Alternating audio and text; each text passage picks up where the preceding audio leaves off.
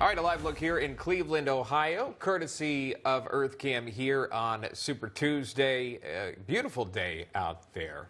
We bring you this because, in meantime, it was quite the sight for the motorists in this region. Take a look at right the bottom right of your screen. Not one but two horses out there. Cleveland police horses getting on the loose on I-90. This is footage from the Ohio Department of Transportation. They eventually were returned safely back at the stables. They've gotten loose, though, from the department's stables nearby during a routine exercise. All right. They wanted to be free. We're leaving you with that. That's going to do it for this edition of National Report. I'm Sean Kreisman. I'm Emma Reckenberg. We'll see you tomorrow.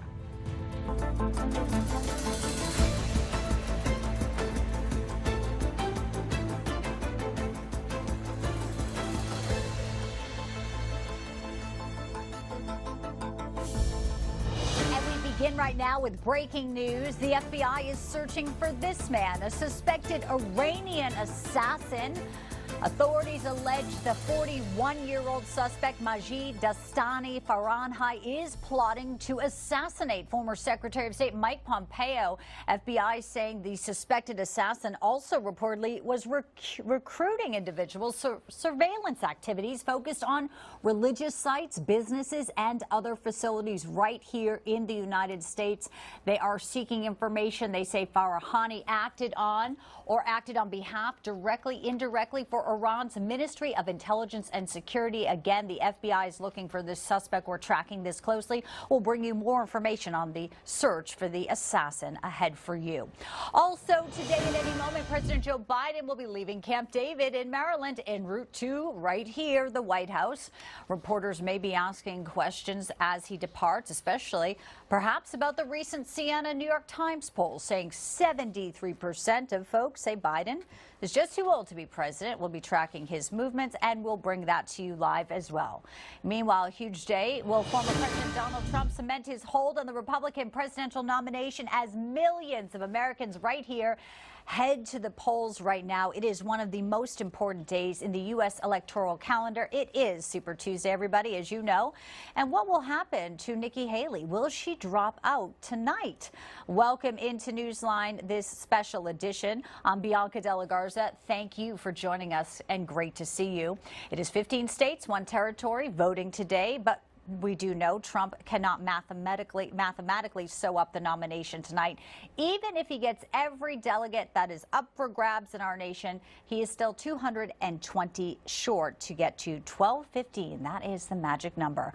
Newsmax has live, extensive team coverage for you.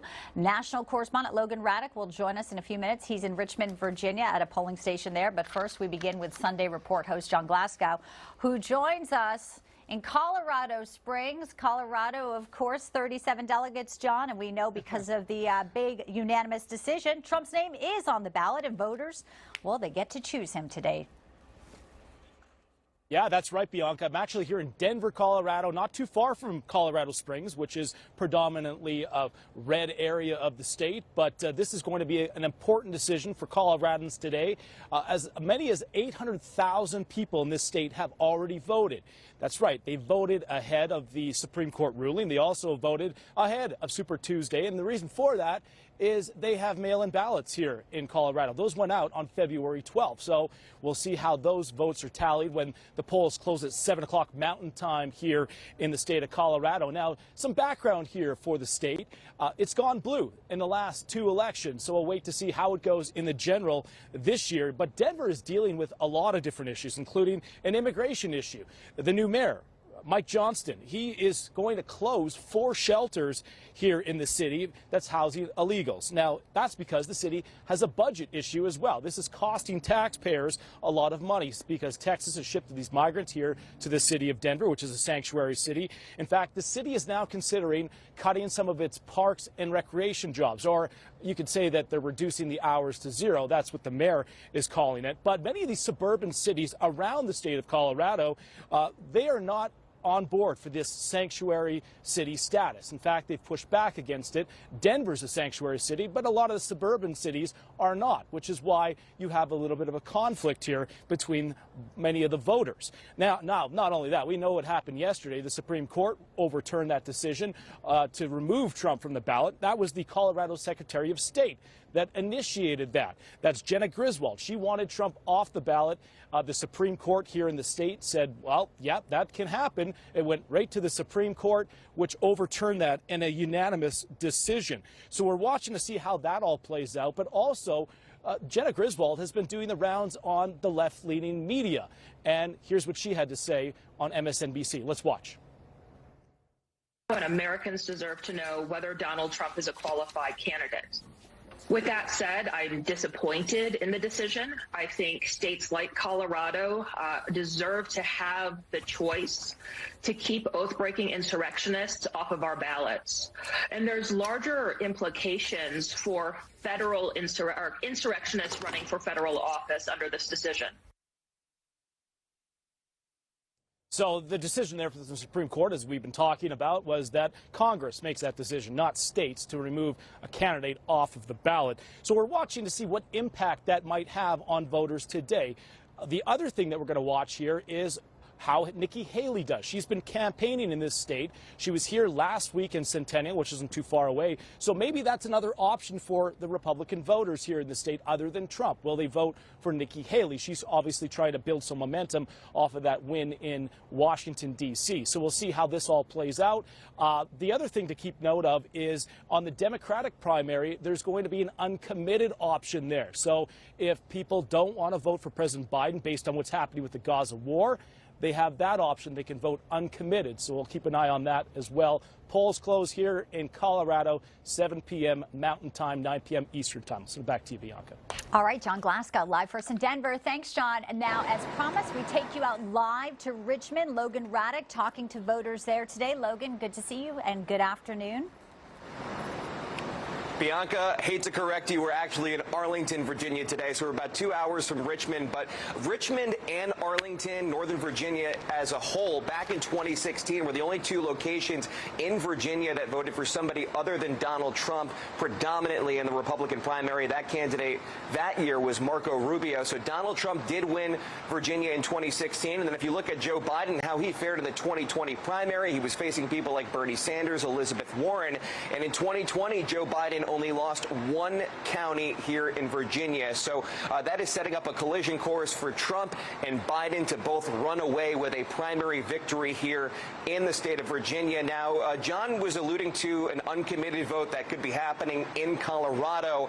In terms of Democratic voters who are not happy with the way that President Biden has been supporting Israel as it fights Hamas, we're told that a lot of the voters who would be leaning towards uncommitted are actually going to be casting their ballots for Marianne Williamson. Remember, she had dropped out of the primary. Now she's back in the race, and she's trying to chip away at some of Biden's votes there. Now, in terms of a reason for Republicans to also come out for this primary, there is a very crowded primary field for Senate, and the winner of that primary will be facing Tim Kaine, who is a longtime senator here in Virginia, former governor, and also the running mate for Hillary Clinton back in 2016. But where I am right now here in Crystal City, this is part of Arlington. We're in the Innovation Corridor, a lot of jobs here, Boeing, Amazon, and others. But with the rain today, we've seen a very low turnout. And Bianca, the polls open relatively late at 8 a.m., so a lot of people didn't have the opportunity to come in here and vote before work. So we're expecting to see somewhat of a pickup in terms of a presence here at the polling location around lunchtime or later today when people get out of work. But again, the bottom line here is that Joe Biden, Donald Trump, the favorites to win their primaries. And keep in mind, a Republican candidate in the general election for president has not won Virginia since 2004. And that was George W. Bush. Back to you. All right. Well, clear skies there. Busy lunchtime ahead. I know you're tracking everything for us. Thank you, Logan. Good to have you in as well. Appreciate it. Let's bring in our panel now to talk about what is happening across the country. We're pleased to have Rob Astorino, former Westchester County Executive, but he is now the host of Saturday Agenda right here on Newsmax. And Doug Collins, former Georgia Congressman, also an attorney. Welcome in, gentlemen. Great to have you both.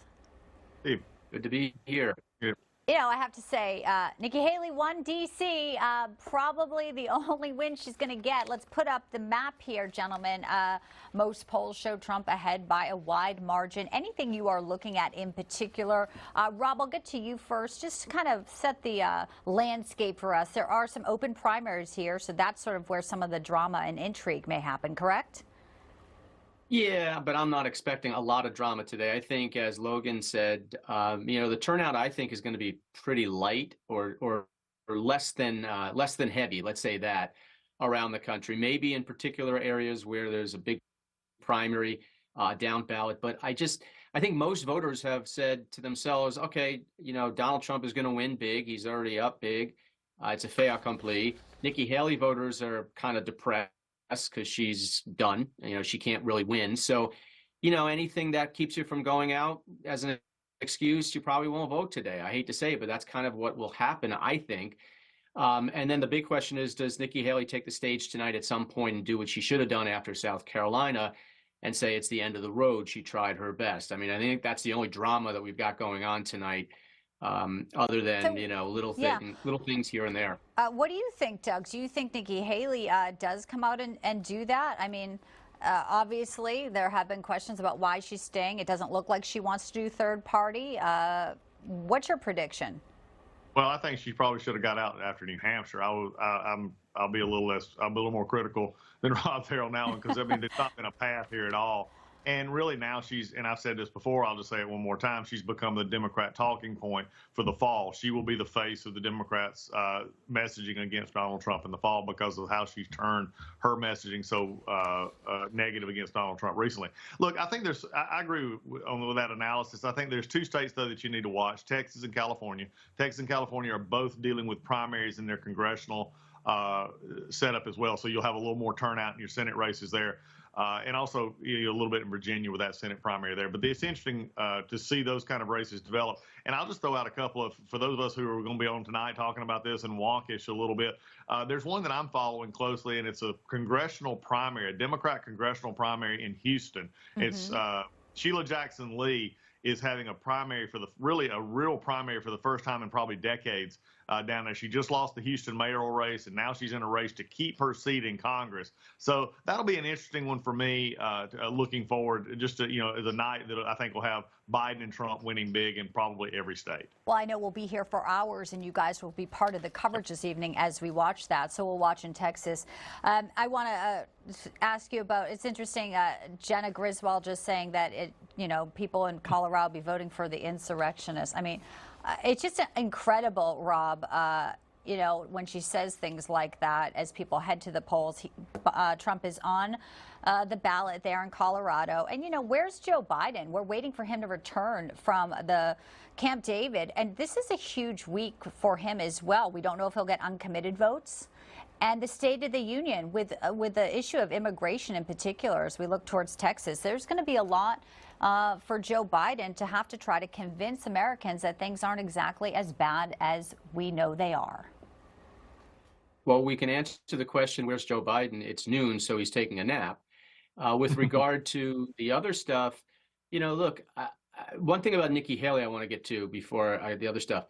Nikki Haley is making the argument, or has tried and has fallen flat, that she can beat Joe Biden because the polls have her winning big. The problem is nobody's touched Nikki Haley. I mean, she hasn't been hit by the left at all. They've propped her up to do the dirty work, which she has done. So it would be just like Mitt Romney, who had a lead over Obama. The second it's over, they're going to slam him, and they did. And same thing with Nikki Haley. So I don't buy that argument. Nobody bought that argument. Well, we'll watch closely. Obviously, things are still underway. 15 states, 1 territory. Super Tuesday, full swing. Great to have you both in. Rob, Doug, thank you, gentlemen. I'm sure I'll be seeing you throughout the afternoon as well. Take care. Thanks, guys. All right, we'll be right back. Our coverage of Super Tuesday continues here.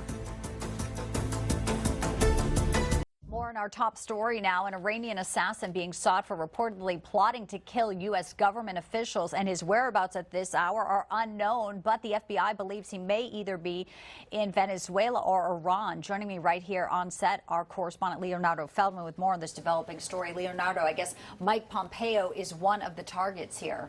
Yeah, he is one of the targets, and what I can tell you is that Miami's FBI office is seeking information on an Iranian intelligence officer who is wanted in connection with recruiting individuals in the United States to assassinate U.S. government officials. As you mentioned, among the individuals who he's allegedly plotted to assassinate is former Secretary of State Mike Pompeo. This is the flyer that Federal Bureau of Investigations put out, which shows photos of Majid Dashtani Farahani, the individual they suspect has acted on behalf of Iran directly or indirectly to seek revenge for the killing of Iran's commander Qasem Soleimani. Authorities say 41-year-old Farahani has ties to Iran and Venezuela and may be seen in either of those countries. He reportedly speaks Farsi, English, Spanish, and French. This is not the first time an Iranian has been sought for plotting to assassinate a U.S. official. In 2022, the Justice Department charged Shahram Poursafi for trying to arrange the murder of John Bolton, the former security advisor for President Donald Trump. And we know that the FBI is asking for the public's help for any information that may lead them to the whereabouts of Farahani. Tips may be anonymous, Bianca. Leonardo Feldman, pleasure to have you in studio today. Thank you. Keep us posted if anything breaks. And bringing in now Dr. Sebastian Gorka, former White House advisor for the Trump administration, also the host of Gorka's Reality Check right now. Hey, Seb, good to have you in. Greetings. Thanks for having me. You know, pretty wild. We have another assassin on the loose here. You know, Bolton's guy was arrested, but I think this sends a wider message that our adversaries not only are watching our move, but they think it's time that they can attack. There's no concerns about this administration, and obviously this is just one of the people cropping up on the FBI's list. But we know Ray's talked about a lot of lone wolves, Seb. Well, let's just do what the U.S. military does. For a decade now, we've had the red team concept. So a theater commander has an officer next to him who's supposed to red team the enemy and think like the enemy. So if you're in CENTCOM, you're trying to think like Al-Qaeda or ISIS. If you're in the Asia Pacific, you're trying to think like China. Let's think like our enemies for a moment. If you know Biden surrendered Afghanistan, you know that our borders are non-existent. If you know that they're spending more money on drag queen recruiters for the Navy, what would you do if you're China, if you're Iran, if you're North Korea, if you're the global movement? You would exploit that weakness. And let's be very clear, with open borders, it is not a question of if, it is a question of when. Likewise, if you look at the fact that if the elections were today, President Trump would trounce Biden. It would be like, you know, 79-80 with Carter. We'd have a 49-50 just sweep of the board. If you're a bad guy and you want to hurt America, you've got to do it before President Trump comes back, because this is the guy who killed 300 Russians in Syria. This is the guy that completely flattened the ISIS caliphate. So if you're a bad guy, you have a window that's shrinking, and you've got to take action before the tough guy comes back. Yeah, and there's another report today that's very concerning in the Washington Free Beacon, talking about Iranian oil sales under the current administration, Biden, hitting $90 billion, which we know will fuel Tehran, the terror proxies which target Western ships, the Red Sea, crippling the global economy here. So, you know, the attacks aren't just on, you know, when it comes to people. It is economy, and a crippling one as well when they have this type of money. $90 billion just under Joe Biden, and under Trump, what a difference. Iran was nearly broke. Yeah, well, this is something that isn't discussed enough. When we were in the White House, proudest moment of my career, we advised President Trump to kill the Obama deal, pull the plug on Obama's JCPOA, and he did. But afterwards, he initiated a whole slew of the most stringent sanctions against any nation that we've ever had in the modern age. And as a result, by the end of the Trump administration, the Iranian regime, the mullahs, were on their knees. The stock market had lost more than 50%. They were about to collapse, and the people of Persia could have taken back their country from the jihadists, from the mullahs, from the IRGC. Now they're just making money hand over fist, as is Vladimir Putin. When Biden shuts down the LNG ports, when he says no fracking, when he says no new licenses on federal territory for oil exploration, you know who smiles and makes money? It's the Iranians. It's Russia. It's the bad guys. The ones chanting death to America. celebrating. I want to get your take on another developing story today. Victoria Nuland, the third highest ranking U.S. diplomat. It's announced today she's leaving her post. The State Department said, of course, she is the Assistant Secretary of State for Europe under Obama. She retired under Donald Trump, returned again under Biden to be the Secretary of State for Political Affairs. She's quite a player, though, when it comes to what's been happening in Ukraine, as you know, for many years. Your take on why she may be stepping down now, Seb? Because I think she realizes there's going to be a new broom sweeping through the swamp, and that woman has her fingerprints over every dodgy aspect of Ukraine, of the Russia hoax, of, the orange revolutions. That woman is running and hiding, and I would imagine her staff are working the shredders 24/7 as we speak, and they're buying Hillary's leftover bleach bits. Well, we will continue to follow that story very closely. Super Tuesday, obviously, monumental decision yesterday with Supreme Court. Donald Trump on the ballot in Colorado. As we look at the nation today, America votes. Sebastian, what's your message to folks out there? It's not about one man. It's about saving the nation. So President Trump needs your support. It's your civic duty. Whoever you want.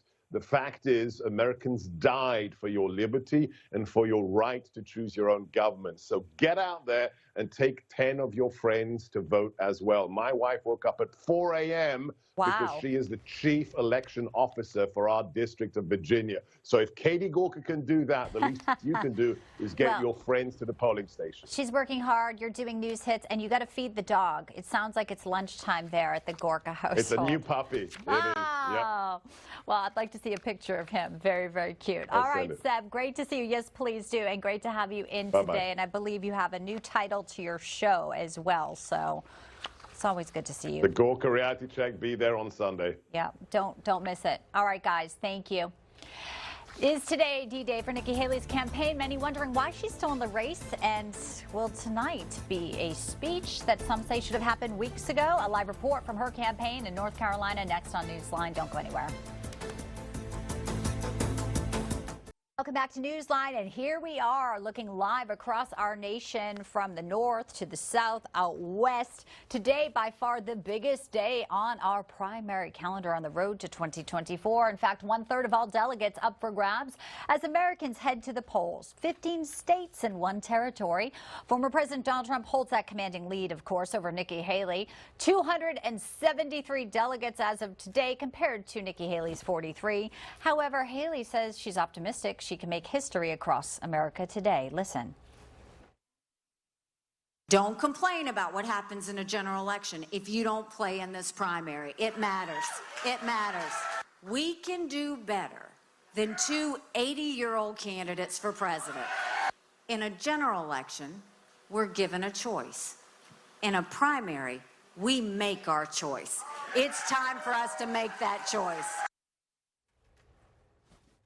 All right, we want to go to Raleigh, North Carolina. Correspondent Caleb Park is standing by with the latest on what's happening with Nikki Haley today. Caleb?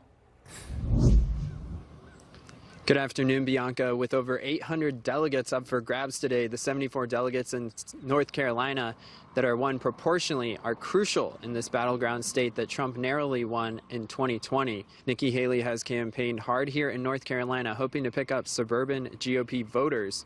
She had a rally here in Raleigh saying the majority of Americans don't want a Trump-Biden rematch.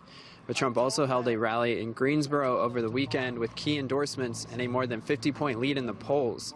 Trump is backing Lieutenant Governor Mark Robinson for governor in a hotly contested gubernatorial race. There's also a Republican effort to flip a Democratic congressional seat following redistricting. In the 1st District, the state's only competitive seat, Sandy Smith faces retired Army Colonel Lori Buckout in the Republican primary. Smith is backed by the chair of the conservative House Freedom Caucus, and Buckout backed by the Congressional Leadership Fund. Both candidates support Trump. The winner will face freshman Democrat Don Davis in November. Haley was able to get her first primary victory in Washington, D.C. Sunday, but today is seen as her last stand, especially if she isn't able to win a single state, hoping to win the undeclared voters here in North Carolina, where polls close at 7:30 p.m. Back to you. All right, Caleb Park, thank you. Now let's talk a little bit about Colorado. Of course, it was a huge win. Donald Trump yesterday, you watched it unfold right here live on Newsline, talking about the 9-0 ruling by the Supreme Court, saying that Colorado State Supreme Court decision to take him off the ballot must be reversed. Of course, that may give him a huge boost today there. Here are some of his comments. I have great respect for the Supreme Court, and I want to just thank them for working so quickly and so diligently. They can go after me as a politician, they can go after me with votes, but they're not going to go after me with that kind of lawsuit. It's shut down, right? Well, let's ask our panel. Former federal prosecutor Doug Burns joining me today, and also Trump attorney at Save America, Christina Bobb. Welcome in, panel. Great to see you both today on a Super Tuesday. Thank you. All right, so I know the left had a meltdown over this unanimous decision because effectively it is shut down, but not if you ask Jamie Raskin. He's talking about having Congress, which is what the SCOTUS ruling said, saying states can't decide. This is constitutional. He came out saying that he's working on new legislation to revise what he and Debbie Wasserman Schultz, of course, created in 2022, talking about, yeah, the Justice Department can sue candidates to keep them off the ballot under the 14th Amendment. Obviously, the House Republicans will stop this, but it is, I guess, question for the attorneys, like what would happen, since SCOTUS was somewhat vague about this regarding states versus Congress. Christina, to you. Well, the fact that they are resorting to an act of Congress of trying to keep Donald Trump off the ballot is somewhat humorous, only because they have been unable to do anything productive for our country really in the last several decades.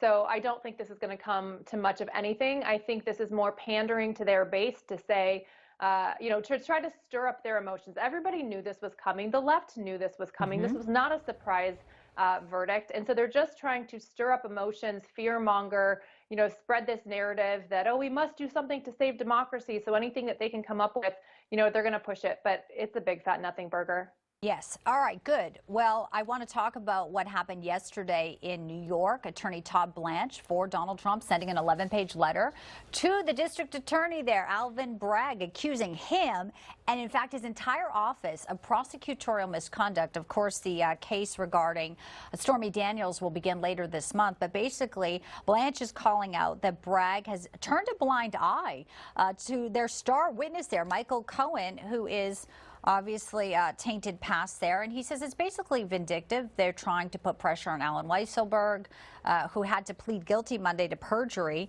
The older 76-year-old second stint in prison for, I think, Doug, something that rarely is prosecuted there. What do you make of Blanche's strongly worded letter to Bragg? He's got two very legitimate claims, which is, number one, you're overly embracing an individual who's got serious perjury baggage. You flip it on its head. If we're in reverse ideologically, everybody would say, you can't possibly believe somebody like that. They're doing that in the Hunter Biden case with people who have unblemished records, people in the military. And they go, you can't believe them. But here, they just willy-nilly embrace Michael Cohen. And then also with Weisselberg, they're putting undue pressure on him. They forced him into a plea agreement on another perjury count, specifically with Hail Marys to get Trump. And it just goes on and on and on. So I think he has perfectly legitimate complaints there. Yeah, and I know Bragg wants a gag order on Trump. Again, of course, leading GOP candidate. They're going to try. Speaking of, things that maybe shouldn't be said, let's play. I want to revisit this Jenna Griswold soundbite yesterday after the Supreme Court unanimous decision. Let's play what she's saying in regards to who she thinks Donald Trump is. And Americans deserve to know whether Donald Trump is a qualified candidate. With that said, I'm disappointed in the decision. I think states like Colorado deserve to have the choice to keep oath-breaking insurrectionists off of our ballots. And there's larger implications for federal insurrectionists running for federal office under this decision. breaking insurrectionist who hasn't been charged with insurrection, and even if he was, there's no due process there. I mean, do they need to send a cease and desist letter over to her? I mean, this does seem like now it's raising to the point where she's trying to, well, again, the legacy media will give her this platform. Christina, what do you make of her comments there? Well, yeah, it certainly is election interference. As the Secretary of State, she's supposed to be serving both parties. She's supposed to be serving all parties, I should say, even the smaller parties, all voters in Colorado. And so for her to come out and aggressively, basically campaign for one candidate or one position over another, I would say it is an abuse of her position. And I think she's treading dangerously close to trying to influence the election. Yeah, I kind of have a problem with that. Doug, 20 seconds, your thoughts on her comments there?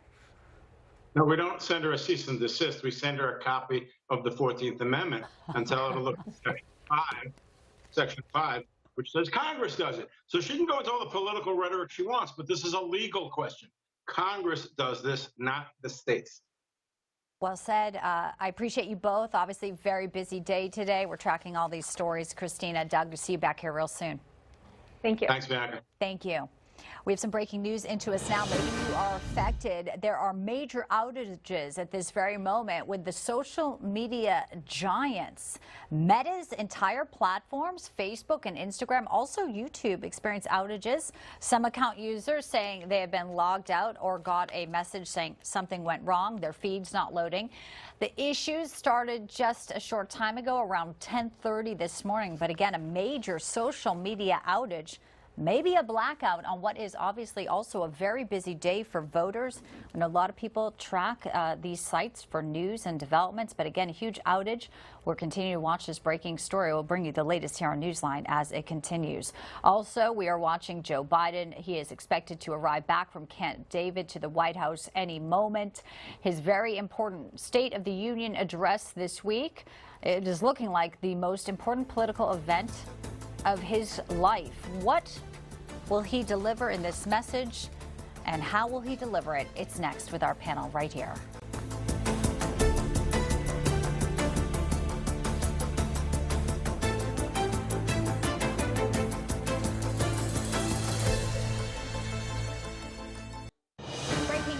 As we told you, Joe Biden arriving back from Camp David moments ago. Air Force One touching down here at Joint Base Andrews. Not only is today Super Tuesday, where he is facing possible votes of uncommitted in some states, he has been preparing for this week's State of the Union address. That's Thursday, the last one of his administration, possibly, and a big week for Joe Biden as questions about his fitness for office continue to swirl around him.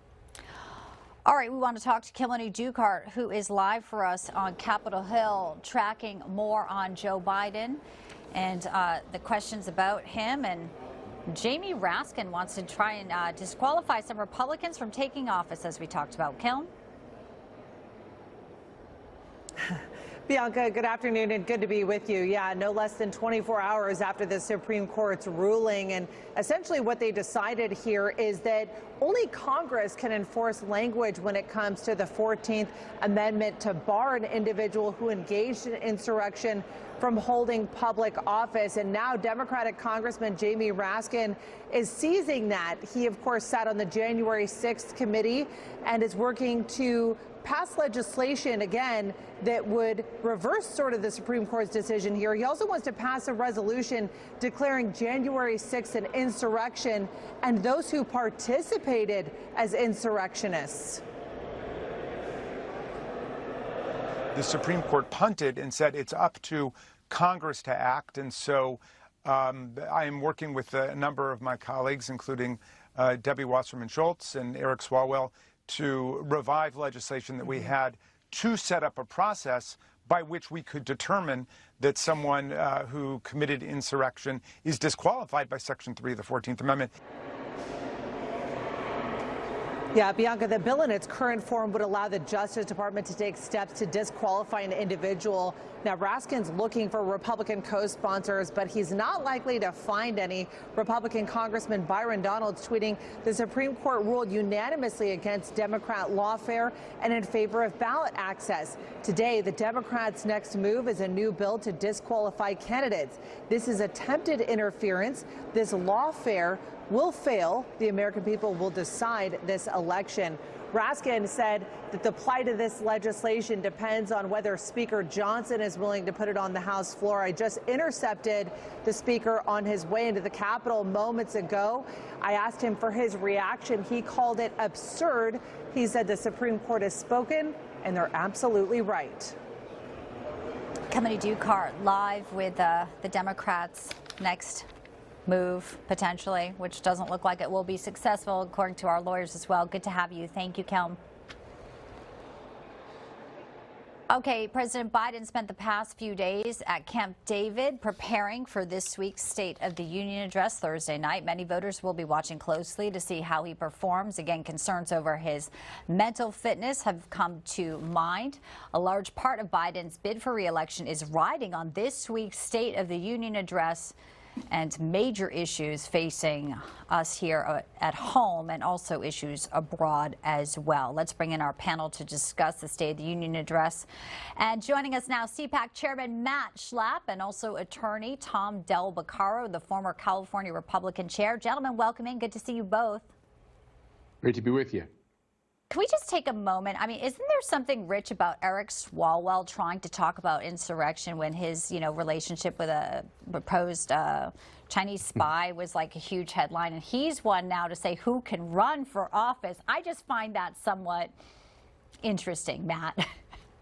Yeah, I agree with you. Look, the hypocrisy here is amazing. Think about this. The Democrats are trying to say that Republicans can't stand for office, but, Adam Schiff went in front of the entire nation, went in front of the entire world and said he had evidence of Russian collusion. He said it over and over and over again. He made it up. It was a lie. It's a form of perjury. And think about the J6 committee. The J6 committee, Nancy Pelosi wouldn't let Jim Jordan serve on the J6 committee because she thought he was an insurrectionist. He's now the chairman of the Judiciary Committee. There's no end in sight to the fact that this woke Socialist Democratic Party has lost its ever-loving mind.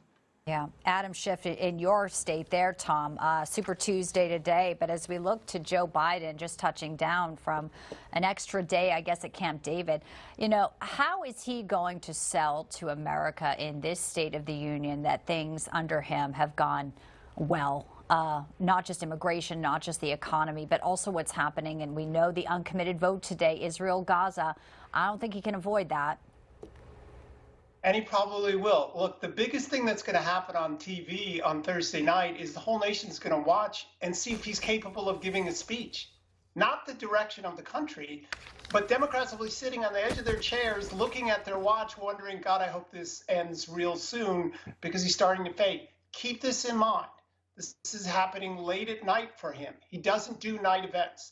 When you're in his condition, and I'm sorry, I'm not going to be apologetic about saying it, after the sun goes down, there's a whole concept in this, sundowning, he's going to have a more difficult time. State of the Union are supposed to be the easiest speeches of your lives. You have the whole world to yourself. You get to tell them anything you want. You get to lie if you want. You get to say, I'm going to give away the world. But instead, we're going to watch whether he's capable of giving a speech. And you know who else is watching? Our adversaries. Matt, I mean, that's the real concern here is that people are looking and it's not, the optics are awful. That's why Kamala's been, trotted out with these ceasefire talks as well. Yeah, that's right. And she literally said we got to let Hamas do its thing, which is not exactly a great message coming from the United States government. There's a couple of interesting things here on State of the Union night. First of all, the support is there, or at least a lion's share of it, which is interesting because they just handed Joe Biden, who's coordinating all this activity to take Trump and put him in prison, keep him off the ballot. The Supreme Court will be there. They just handed Joe Biden a 9-0 bagel decision with even the left-wingers joining the constitutionalists in that decision. Another thing that's interesting is the Biden cabinet. You know, it's the invisible cabinet. You don't really read about them unless there's like some kind of a scandal. They're all hiding. It's weird because Joe Biden is having trouble garnering good media. You would think he would have his cabinet out there, you know, being very aggressive. So there's a lot of weird dynamics in the hall in the House of Representatives on Thursday, and the Democrats are just hoping he can get through it. I mean, let's face it, they just want him to stumble through it. He doesn't have to do a great job because the bar is low. And the media will cop for them, some of them at least. Yeah, speaking of the cabinet, if he can even know where they are with Lloyd Austin, a huge... Or know their names. Exactly. All right, we got to leave it there. Matt, Tom, pleasure. Thanks, guys. See you back here real soon, okay? Thanks. Thank you. We'll be right back. A new witness to the Biden family circle of corruption testifying from jail. It's next. Newsline, I'm Bianca De La Garza. The transcript release of an imprisoned former business associate of Hunter Biden and Devin Archer is now public today. Impeachment investigators traveled down to a prison in Alabama to speak to this man, Jason Galanis, who claims to have inside knowledge of the Biden family's alleged influence peddling scheme. Our national correspondent Alana Austin has been tracking this story very closely. She's live on Capitol Hill with more on his testimony and this transcript. Alana?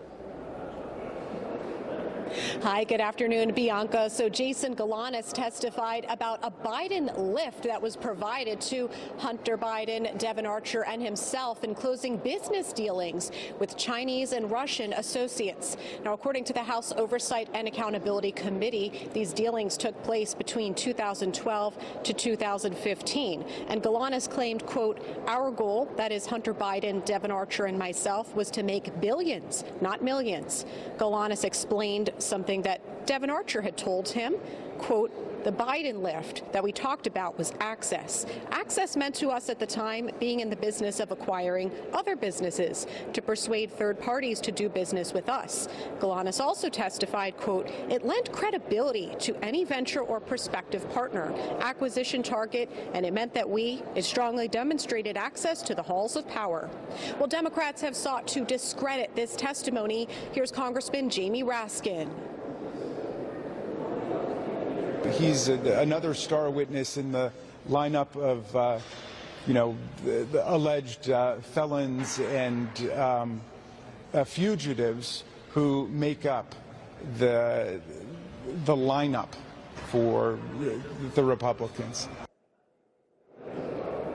But South Carolina GOP Congresswoman Nancy Mace had a different take. She said, quote, "Fourth witness places POTUS at the center of his son's business dealings." Well, last week, Bianca, Hunter said that he only had fleeting contact many years ago with Jason Galanis. Galanis is serving out a 14-year prison sentence for a federal bribery, for a federal financial fraud scheme. Back to you, Bianca. Austin live with that in Capitol Hill. Alana, thank you. And folks, as we hit the break, again, it is Super Tuesday. Voters in 15 states, one territory, doing what you see here live. They're hitting the polls. Our full coverage ahead for you. Hour 2 is next.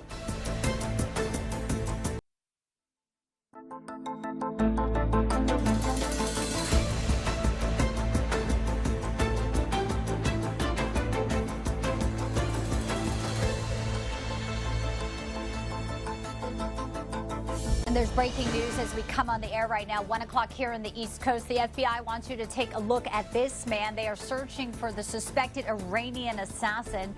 They allege 41-year-old Majid Dastani Farahani is plotting right now to assassinate the former Secretary of State Mike Pompeo.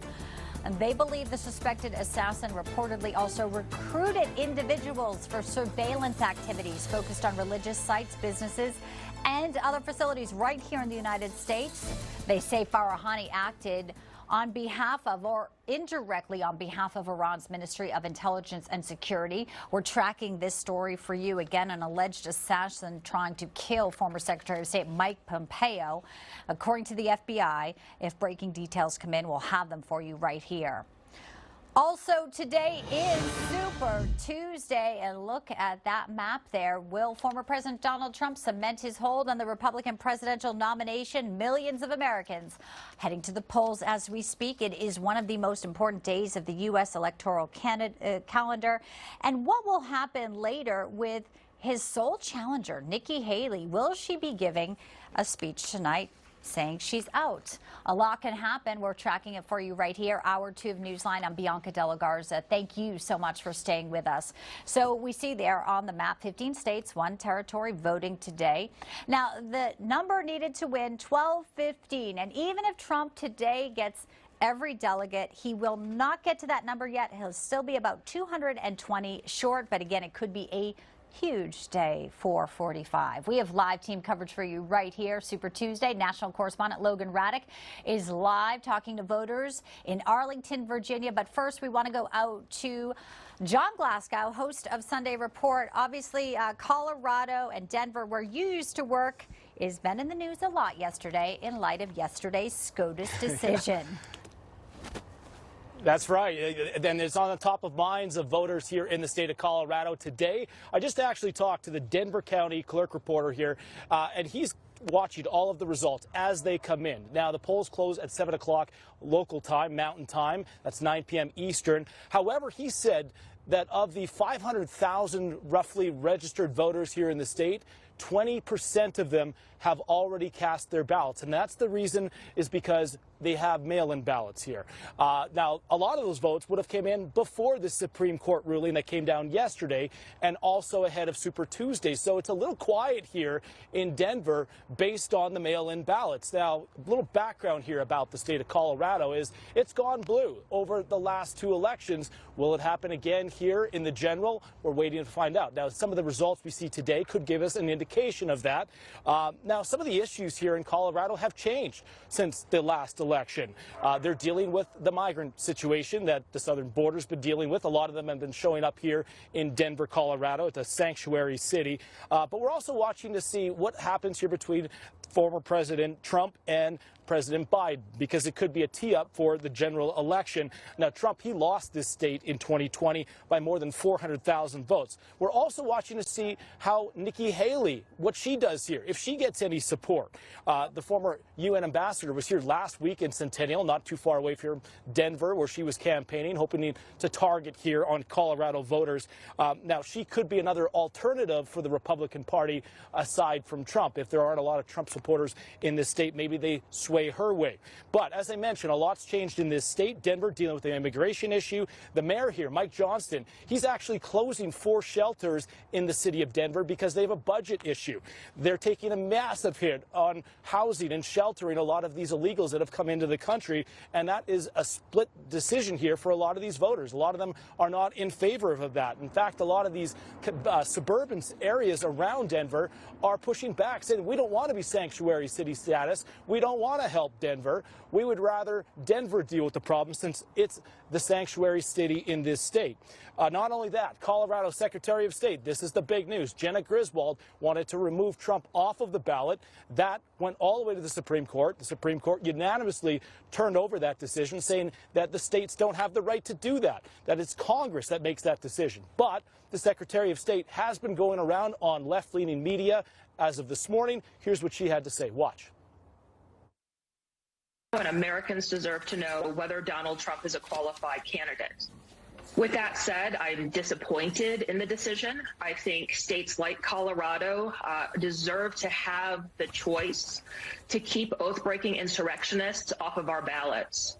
And there's larger implications for federal insurrectionists running for federal office under this decision. So the votes will be counted here. We'll see how that plays a factor here in Colorado. We're also watching on the Democratic primary. They have an uncommitted vote. We saw that with Michigan. A lot of people put together a protest vote because they don't agree with what President Biden is doing with the war in Gaza. So will Colorado voters do the same with this uncommitted vote? We're going to wait to see how that plays out, Bianca. We'll watch and we'll keep you updated with the results. We know you will. John Glasgow, thank you, reporting live in Colorado. And now let's turn turn to our Logan Raddick live in Arlington, expecting maybe a lunchtime crowd there to head out to the polls where you are. Logan, good afternoon. People trickling in now that the rain has stopped. It's still cold, but you mentioned that lunchtime rush, and we're expecting one here as the day moves on. Now, in terms of this primary, we've mentioned that it really looks like Donald Trump and Joe Biden will run away here in Virginia. Donald Trump only lost Northern Virginia and Richmond to other candidates in his 2016 primary that he won decisively here, and Joe Biden only lost one county in the 2020 Democratic primary in Virginia. Now, we just caught up with a Trump voter, and I asked him if he knows any Republicans who are supporting Nikki Haley. This is how he responded. Why? She's a Democrat as far as I'm concerned. She can't be believed on anything. I think her political career is dead. Donald Trump, what's there to argue with? He has a track record that was highly successful.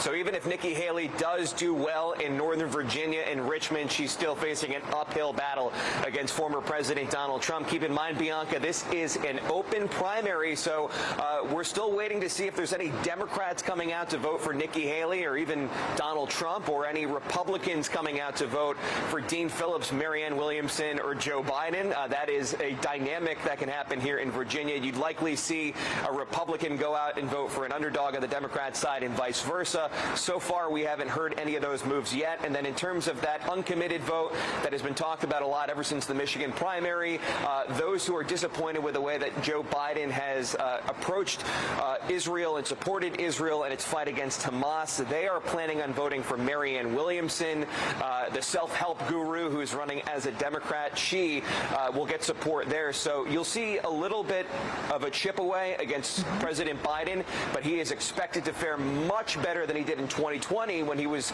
facing the likes of Bernie Sanders, Elizabeth Warren, and won Virginia with 56% of the vote. Good historical point there, and obviously a big week for Joe Biden. We'll see how many are uncommitted before State of the Union as well. Logan Raddick, appreciate that live update from Virginia. Good to see you. Thanks, Bianca. All right, thank you. But again, Colorado voters, they get to choose Donald Trump if they so wish. That is democracy. And how about it? Let's bring in Professor Alan Dershowitz, Professor Emeritus at Harvard Law School, one of the leading legal minds of our not nation, but the world here. When you were watching yesterday, Professor Dershowitz, the left had a meltdown over a unanimous decision, which many say, we knew this was going to happen.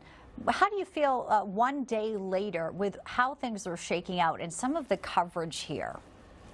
Well, as you know, I predicted exactly what the court would do, knowing nothing, focus on Section 5, that Congress has to do this because you need procedures, you need to know what the standard of proof is, you need to know whether it's trial by jury, all of those kinds of things. So it was the right decision. And then you get Keith Olbermann behaving like a Ku Klux Klan, saying we ought to dissolve the Supreme Court because we don't like its decision.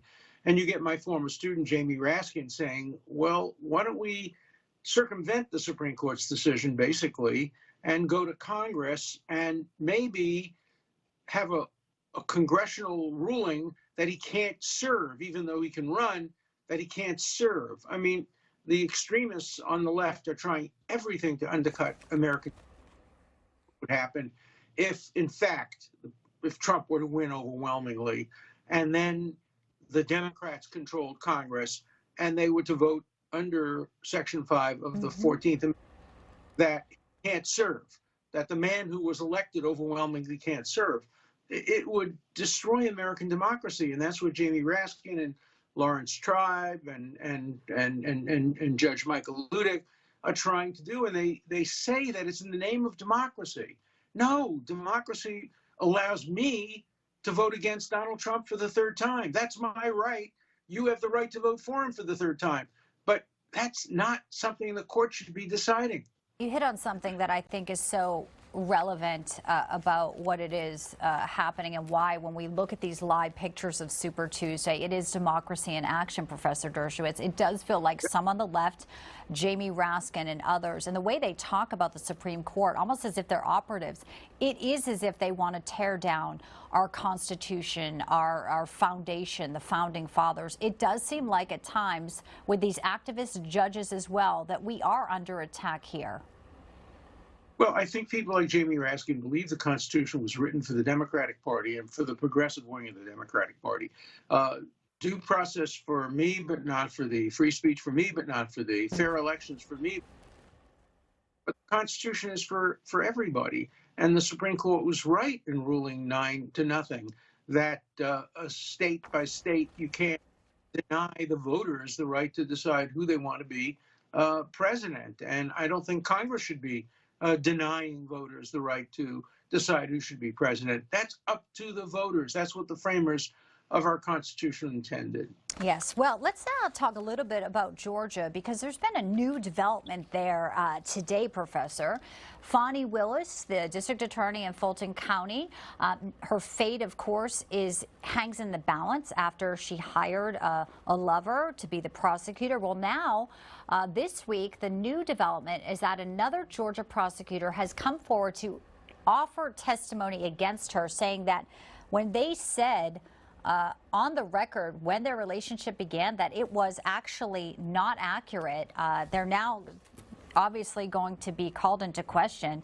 This is a huge new development, and Judge McAfee has a decision to make. How do you think he will weigh in? I can tell you how he should weigh in. He should reopen the hearing, because there's not only evidence, the way I understand it, that this Cobb County prosecutor has new evidence on whether the relationship was described as having started later, but also there's a suggestion that there may have been a phone call to one of the witnesses, tampering with witnesses and obstructing justice, telling them not to speak and not to testify. That's a very, very serious crime if that can be proved. And so I've called for a special prosecutor to prosecute, to investigate and look toward the possibility of prosecuting Fani Willis for perjury, for conspiracy to commit perjury, and now possibly for witness tampering and obstruction of justice. I think the focus has to be on her. She is an elected official, and what she's done is the office. Whether she turned it beyond that criminal conduct is something a special prosecutor should look into. Prosecutor investigating a prosecutor here, the highest ranking legal person in Fulton County. Incredible where we have come. Professor Alan Dershowitz, got to leave it there, sir. I appreciate you as always, but especially today with so much happening in the world. Thank you for your analysis. Thank you. Thank you. We have an update now on the breaking news. Social media is having a big glitch. Meta's platforms, Facebook and Instagram, YouTube, not having functioning. There's huge outages. This is from some users, not everyone. It started just a short time ago, late mid-morning. Some users saying they were logged out or got an error message that their feeds couldn't load. But again, obviously a very big day as voters are heading to the polls across our nation, and a big outage when it comes to some of the giants in social media. We'll continue to track this and the restoration when and if it does happen. And don't miss this, a video going viral. AOC confronted by pro-Palestinian activists inside a Brooklyn movie theater with her and her fiance.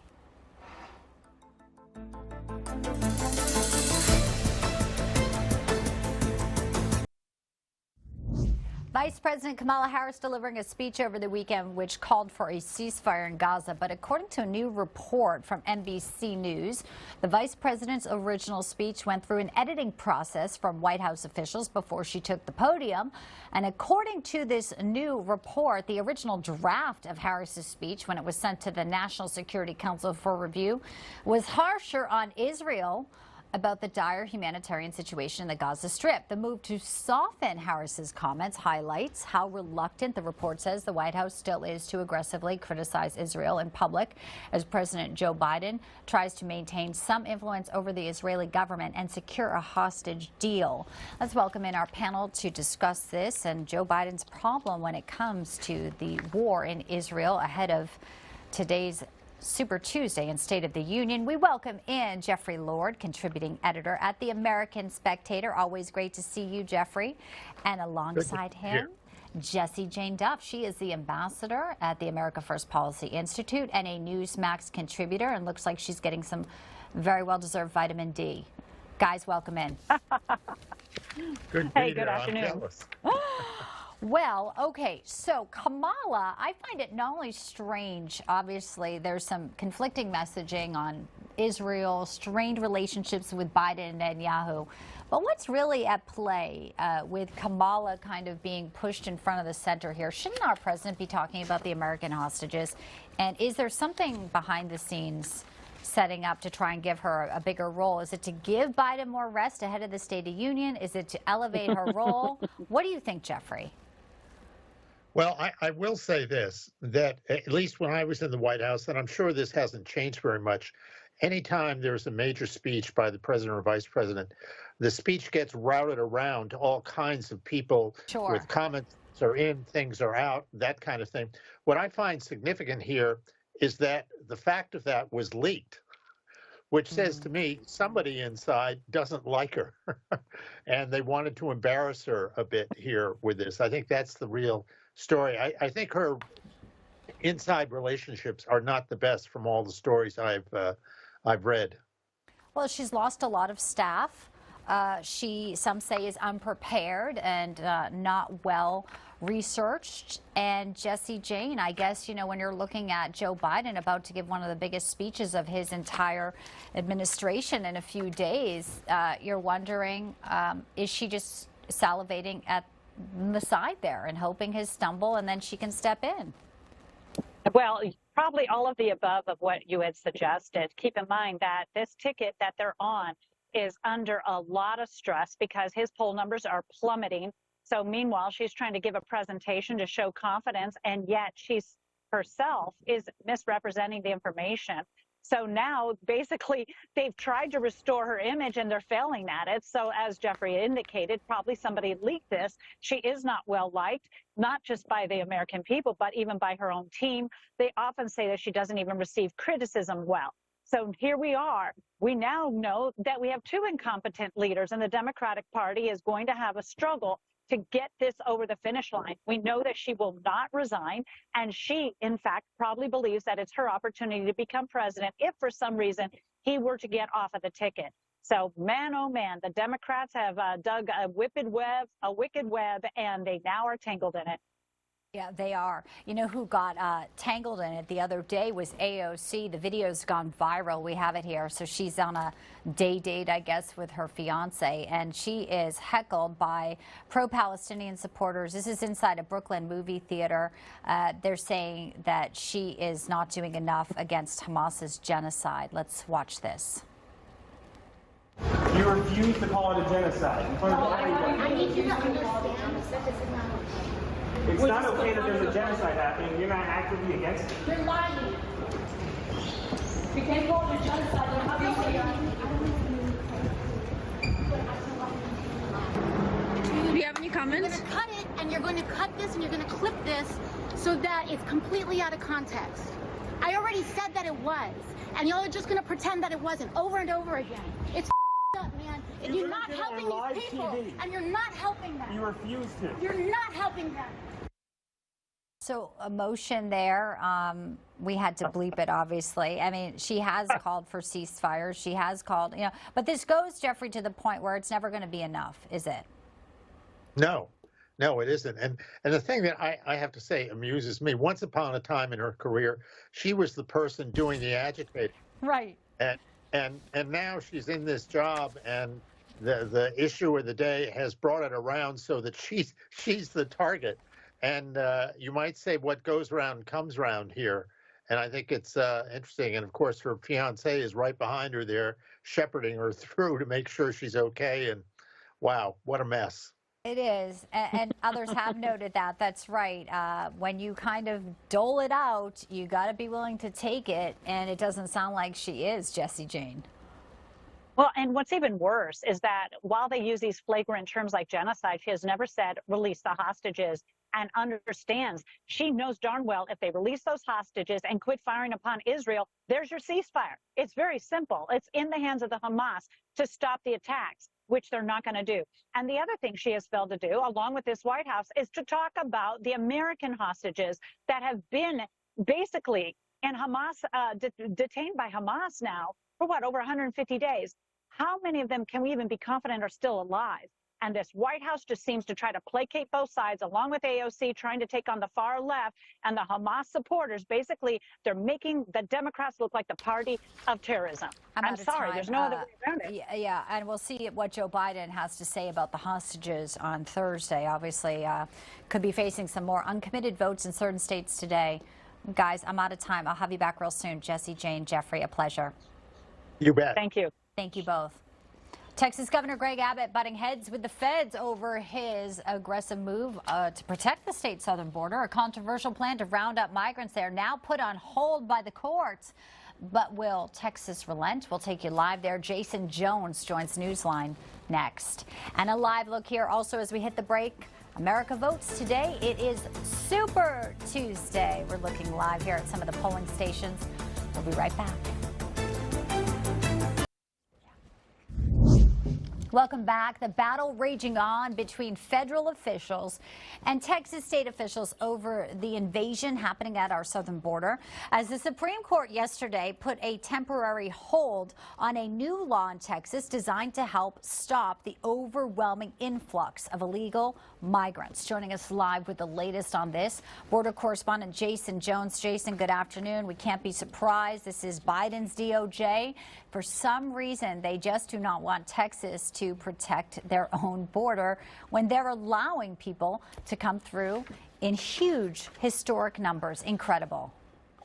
Well, Bianca, good afternoon. You're absolutely right. Let's really look at where we are right now. 9.1 million people have entered this country at our southern border, coastal borders, and northern borders under President Biden's leadership.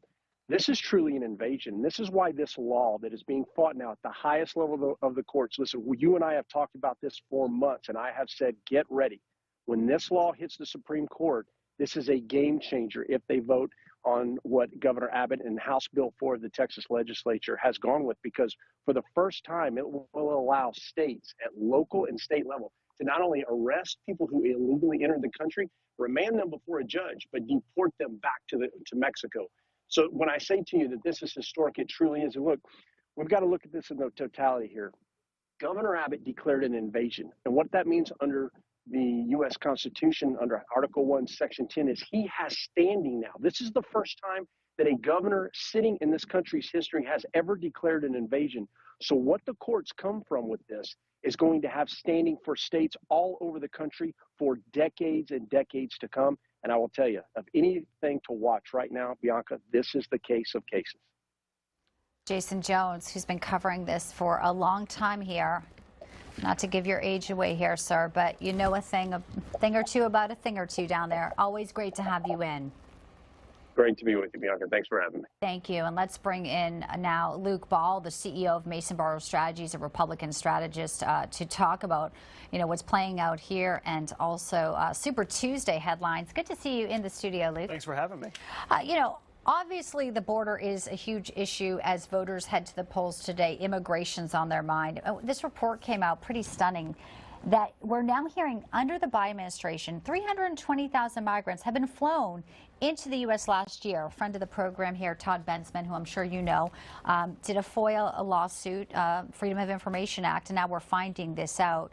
It is appalling. We sit here in lines, TSA, and then the migrants get on flights with no ID. It's not a matter of if, but when something a terrorist attack happens, many say. You're exactly right. About 200 people have crossed our southern border that have been matched with the terrorist watch list, and those are only the ones that we know about. So we shouldn't be surprised that the Biden administration has been doing this. I was down at the southern border with President Trump this past week when he was touring down in Eagle Pass, yes, and the Border Patrol basically had to be removed, and the Texas National Guard came in. Really good men and women on the Border Patrol, but they have been defanged under the Biden administration, and the individual governors are now having to step up and say, we are taking control of our southern border because we are seeing our citizens being murdered. We're seeing rape spike. We're seeing horrible crimes being committed, and it is because, as Donald Trump said, sometimes these countries are not sending their very best. A lot of the criminals are coming over into the United States, and it needs to stop. You know, I felt bad, too, as we watched it live. You saw Eagle Pass. You could see the passion in the Border Patrol officials, Brandon Judd, you know, calling out Biden. You know, these people want to protect our border, their hands. You know, Governor Abbott was there. They can't do their job. Biden goes to Brownsville and, you know, tries to also talk about wildfires. And, you know, we have the State of the Union, and we talked about him just arriving from Camp David, you know, during the broadcast here today.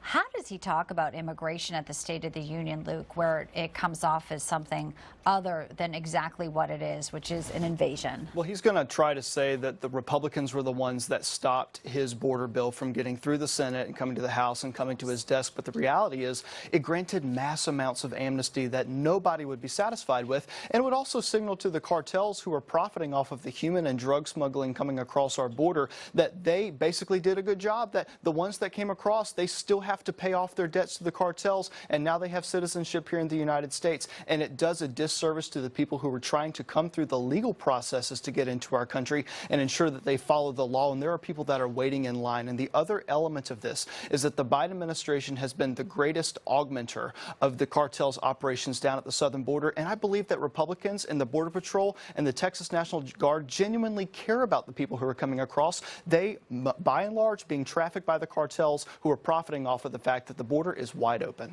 Yeah, and you know, the left loves to talk about Donald Trump in cages when here you have innocent children who have come across the border. And as Speaker Johnson pointed out, rightfully so, a few weeks ago, 85,000 are just missing. Yeah, and we have child recycling. Sex trade. And I remember being in Yuma, Arizona a few years ago and seeing the tags of people who basically are color-coded and labeled by the cartels showing how much money they owe. There are children that are being brought across our southern border, paired with people that are not their parents, but they present themselves as a family unit. And once those people get into the United States, that child is sent back across the border in Mexico and basically used as a product to move back and forth. And you know, it's crazy. Remember, Mayorkas under oath in front of Congress said, I don't know what these wristlets are. Everybody knows. I've seen them too. He knows exactly He knows exactly what they are. And you're right. It's the price of somebody's passage here with a cartel member. Let's wind up the conversation and bring in John Elliott here, also Republican strategist, former senior advisor to Trump 2016 campaign. I know you've been listening to Luke and I. I'd like to talk a little bit about the Supreme Court decision yesterday, which the left had a meltdown over, as you guys both know. Trump's on the ballot today in Colorado. Democracy wins. Americans get to make their choice. But MSNBC obviously did not like this. We also have Congressman Jamie Raskin talking about how this is not something that he can tolerate. Let's play a little bit of Raskin's reaction. The Supreme Court punted and said it's up to Congress to act. And so I am working with a number of my colleagues, including Debbie Wasserman Schultz and Eric Swalwell, to revive legislation that we had to set up a process by which we could determine that someone who committed insurrection is disqualified by Section 3 of the 14th Amendment. And the House of Representatives already impeached Donald Trump for participating in insurrection by inciting it. I mean, it's an alternate universe. I mean, the fact that they are saying this on national television is just, at this point, it's such a insult to Americans, John. The fact that Donald Trump has never been charged with insurrection, yet they're trying to double down and say, we're going to change it and change Congress's law. I guess the unanimous Supreme Court decision is something that really got, they didn't sit well with them. Yeah, well, look, if you have a terrible case, you're going to get a unanimous decision against it, and they just can't deal with that because, look, that guy Jamie Raskin, let's just take a step back. He's a total election denier. He actually voted against certifying the election results in 2016, and that's after a bunch of these Hollywood magnates had a big, well-funded campaign where they told the delegates to vote their conscience, and then Jamie Raskin went in and tried to overturn that election himself. And then yet there's no, he's leading the charge against Trump for election denial and for trying to overturn a process on January 6th. I mean, this whole thing is an absolute joke, and it's just people like that that just show how transparent it is. But also, you have this 9-0 decision is something that is well telegraphed before this particular decision came out yesterday. But then people are just tired of the lawfare. You look at those 4 cases that are pending, they're all crumbling. You have that phony Willis case down in Atlanta that is just an absolute disgrace from her standpoint. You've got this crazy overzealous prosecutor, this guy Jack Smith from who's just going after him. He was reversed 9-0 by the Supreme Court in a different case when he went after the Virginia governor and governor of the Commonwealth of Virginia. Look, this is just, the whole thing's crumbling, and it's actually strengthening President Trump. And you watch tonight. Yeah, absolutely. Yeah, and you're right. And we'll watch tonight, and we'll see what Americans are seeing and getting the wake-up call in all of this.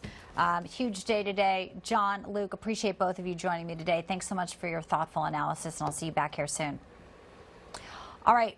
Before we leave, though, when we come back, we'll be showing you some amazing video of a Russian ship blown to bits by an attack drone. Silent killers giving Ukraine a fighting chance. That video next here on Newsline.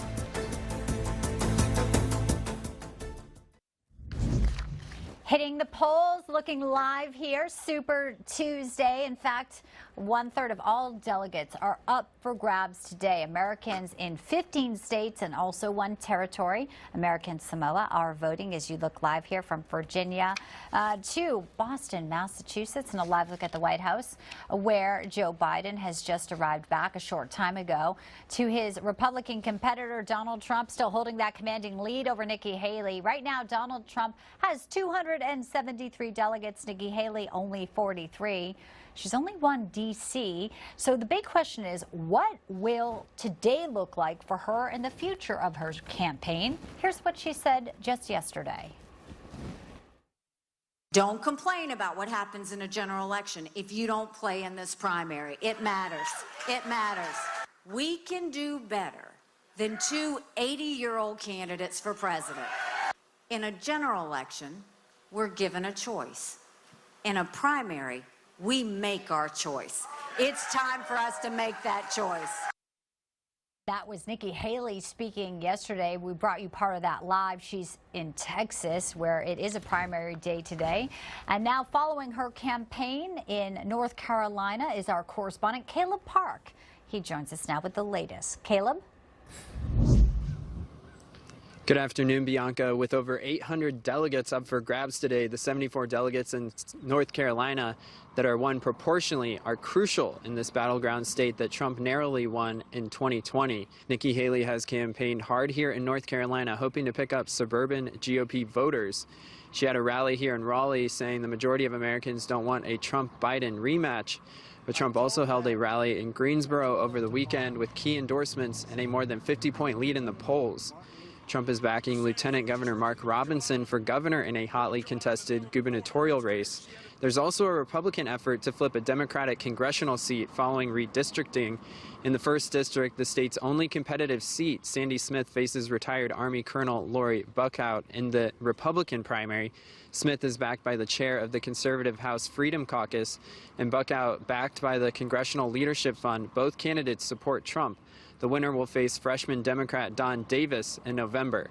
Haley was able to get her first primary victory in Washington, D.C. Sunday, but today is seen as her last stand, especially if she isn't able to win a single state, hoping to win the undeclared voters here in North Carolina, where polls close at 7:30 p.m. Back to you. Caleb Park, thank you. Again, a live look here. It is a very busy day, and we have you covered right here on Newsline. We'll be back after a very quick break.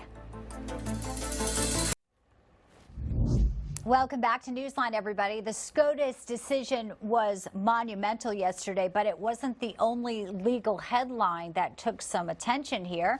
Trump's attorney Todd Blanche sending an 11-page letter out to New York District Attorney Alvin Bragg, accusing him and his entire office of prosecutorial misconduct ahead of the trial set to begin later this month for payments made to Stormy Daniels. Attorney Blanche ripping Bragg for what he says is turning a blind eye to Michael Cohen, his star witness's perjury.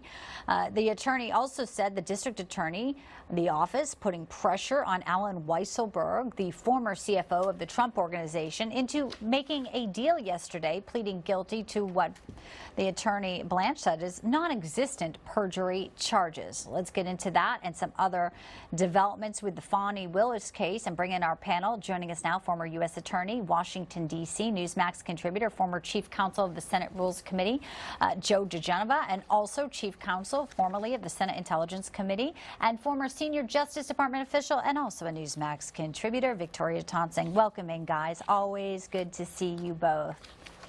Good to be here.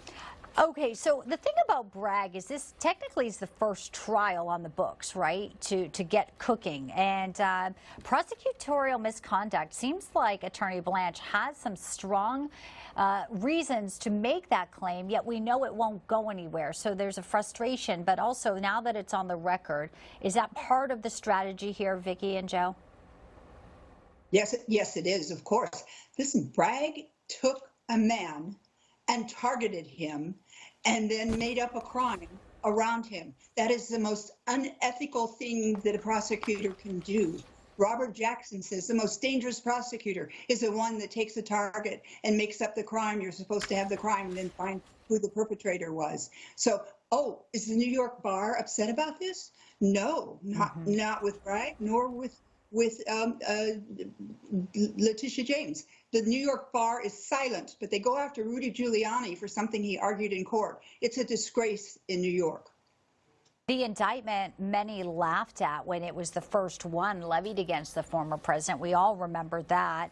And here we are today, and they think Michael Cohen will be their star witness.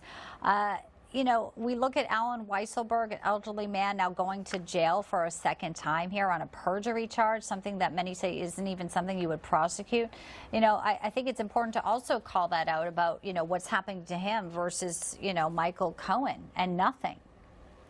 Well, I think what's pretty clear is that Bragg is a wild man.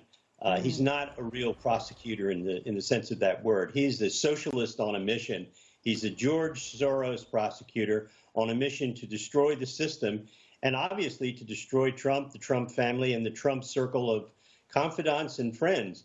And I do think that what's really sad about this is that if you had an honest and fair and objective judiciary in New York, you could hope for some restraint being imposed. But that's not going to happen. In this case, the March 25th trial that Bragg is going to go to trial on, the judge in the case, Judge Juan Manuel Merchan, is an antagonist toward the President of the United States. He's part of the Democratic cabal that runs the trial courts in New York City and New York State. And for everybody who cares about the law, what's happened in the state of New York, the diminution of that court system is really an embarrassment to the state. And along with the rulings, the objectives of Letitia James to go after businesses, it's another reason to stay out of New York. Don't go there. Don't do business there. Don't travel there. Don't spend your money there. Bianca, I'd like to add one other thing about this case. The allegations are that Trump paid Stormy Daniels money. Yes, that's called a legal settlement. It's being done happens all the time. Every day. Now, the FEC, the Federal Elections Commission, looked at that and didn't do a thing to Trump. That was just fine to call it legal fees. Guess who put in legal fees on her expense accounts for her candidacy? Hillary Rodham Clinton. That's right. And they were lies about Russia. And she was fined $113,000 by the FEC. And Bragg makes a criminal case out of what was not even a civil case. It's, yeah. Well, we just watched what happened with Judge Engoron, as you said. Now, next up will be Judge Merchan and this, circus show with Bragg. But while I have you, I do want to get to what's happening in Fulton County, because I think this is a huge development. Fani Willis's case, now there's a prosecutor coming forward in Georgia saying, I will testify against Fani Willis. I mean, we saw the mental gymnastics last week. Terrence Bradley, you know, couldn't recall certain things about his so-called client, Nathan Wade here. I mean, I don't even think there's some question about whether or not he actually even was his divorce attorney, how he tried to invoke privilege. But now, this week on Monday, there is a witness saying they'll come forward. Cindy Lee Yeager, a co-chief deputy DA for Cobb County, said Bradley told her that Willis and Wade's relationship began earlier than they stated. This looks like it's on the verge of imploding, and Judge Scott McAfee, it sounds like, will have no other option if he wants to save face than to remove her and him. Do you agree? Well, I think, yes, I think that needs to be the result. But I do think something else has to happen. Judge McAfee has to reopen these proceedings and put that prosecutor from Cobb County on the witness stand.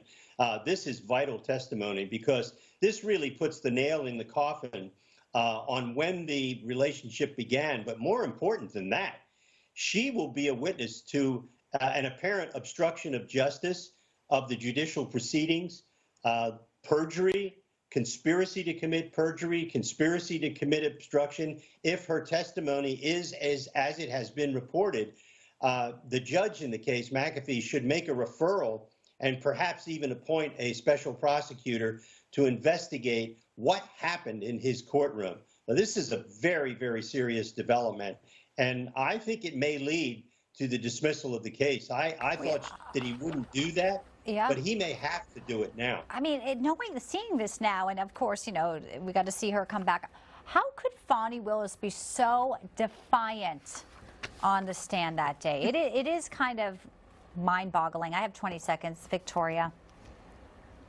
Because the Georgia bar doesn't care when Democrats misbehave, just like the New York bar. I mean, she's already violated the rules of Fulton County. She was not supposed to supervise her lover. So, and that's in black and white in rule. Well, that's where we are. The legal system, unfortunately, this is it. But we appreciate you both. I'm out of time. Joe and Victoria, please come back real soon. Great analysis today on these major stories and cases. I appreciate it. You bet. Thank you both. All right, Michelle Obama has an important announcement about the race for the White House, and we have it for you next.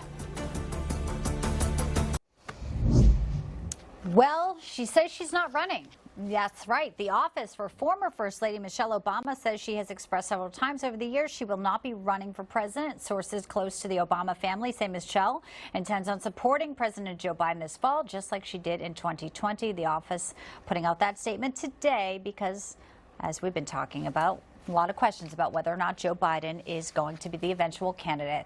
Hey, folks, where are you watching us? A big thanks to McKee, spotting Newsmax on at Jean's Family Kitchen in Hugo, Colorado. If you see us, take a photo, and you may or may not wind up here. We'll have it for you later. Have a great day, everybody.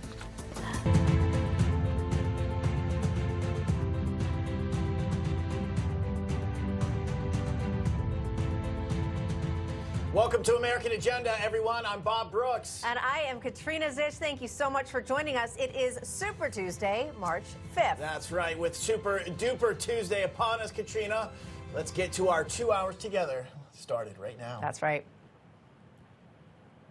The biggest day on the primary calendar is here. A third of all delegates are up for grabs. Americans going to the polls today with former President Donald Trump holding a commanding lead over Nikki Haley with 273 delegates compared to Haley's 43. But Haley remains optimistic she can make history today. Don't complain about what happens in a general election if you don't play in this primary. It matters. Plus 9-0, a huge win for former President Trump after the Supreme Court rules states don't have the right to remove Trump from the ballot. Here's the former president perfectly summing up his last 2 days.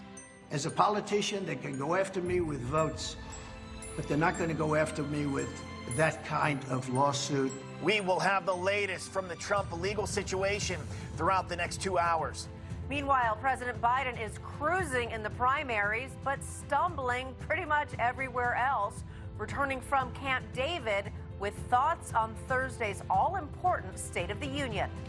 One thought we can put to rest, at least for now, is something former First Lady Michelle Obama has expressed several times over the years. Her office reconfirming today she will not be running for president. Biden's age and immigration policies still the nation's top issues as the administration files an emergency request to the Supreme Court to block a Texas immigration law, allowing police to arrest illegal migrants at the border. The ruling is now on hold. Finally, oh, say can you see? Our nation's national anthem remains inspiring and polarizing. Well, the manager of the San Francisco Giants is now requiring the team to stand on the field when the Star-Spangled Banner plays. And coming up, we have the man behind one of the anthem's most powerful moments, 44 years following the miracle on ice. Captain Mike Eruzione joins American Agenda to talk about the Giants' new policy and what the anthem means to him. All right, quite a day to be talking about the importance of the anthem. I look forward to talking about that story a little bit later. Absolutely. On Super Tuesday, nothing to get you more excited than talking about pride in our country. You got the it. Star-Spangled Banner. You got it. Let's do Speaking of Super Tuesday, voting is well underway at this hour. Voters in more than a dozen states are headed to the polls to cast their ballots in both the Republican and Democratic presidential contests. That's right. Elections are being held in 16 states across the country, and hundreds of delegates. Can we have Logan? Biden today, but may throw their vote behind her. We'll see what happens. Not looking good so far as we head into the evening here in Austin. Back to you guys. Yes, former President Trump up big in many of the states. Mike Carter, all of you, gentlemen, we appreciate the reporting. And we're going to bring in our political experts to talk Super Tuesday and follow up on some of those reports. And the dozens of states are up for grabs for both the Republicans and the Democrats. Senior political analyst, former Republican senator from Pennsylvania, Rick Santorum, joins us, along with former GOP chairwoman in Massachusetts and Republican strategist Jennifer Nassour. Senator, let's start with you here. As Bob mentioned, the Trump camp, of course, expecting a huge, massive win tonight, planning a celebration at Mar-a-Lago already, and all but securing the nomination. However, of course, we know that he can't technically win it all tonight simply based on mathematics, and that's even if he gets all of the Republican votes and all of the delegates. But what do you see as Nikki Haley's path forward after this? She certainly maintains her enthusiasm, but there is no poll that puts Nikki Haley ahead in any single state. Yeah, even if she were to do well in, let's say, Vermont, which is a state, the governor endorsed her up there. I know he campaigned with her last week, and there's a chance that she could do reasonably well there. I don't really see anywhere else. I mean, potentially she could have it closer in Virginia, North Carolina, where Republicans tend to be more college educated and more suburban.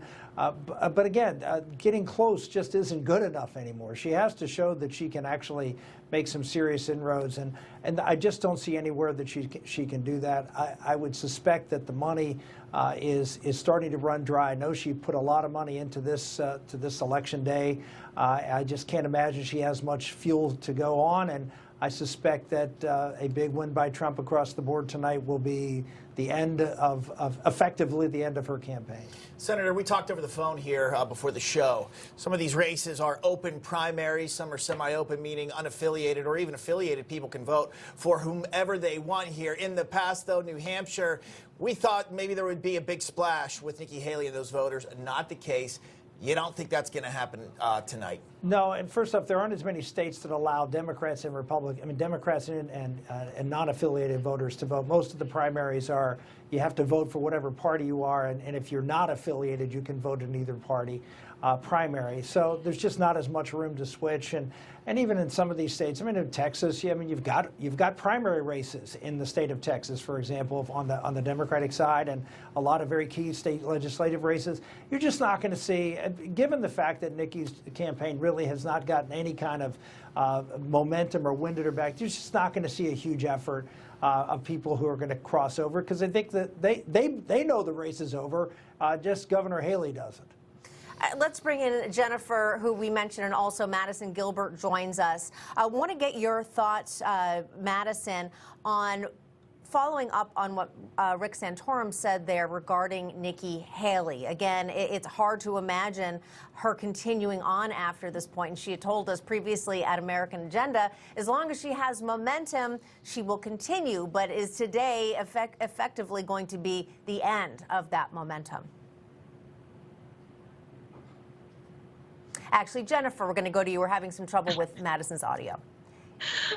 Wonderful. Thank you. Well, I totally disagree with the senator, clearly. I mean, first of all, 11 of the 16 states today are open or semi-open primaries. That means that unenrolled voters can vote. I also will have to say that as someone coming from Massachusetts, where 64% of our unenrolled voters are able to vote in the Republican primary, I take offense to the fact that it's only Vermont.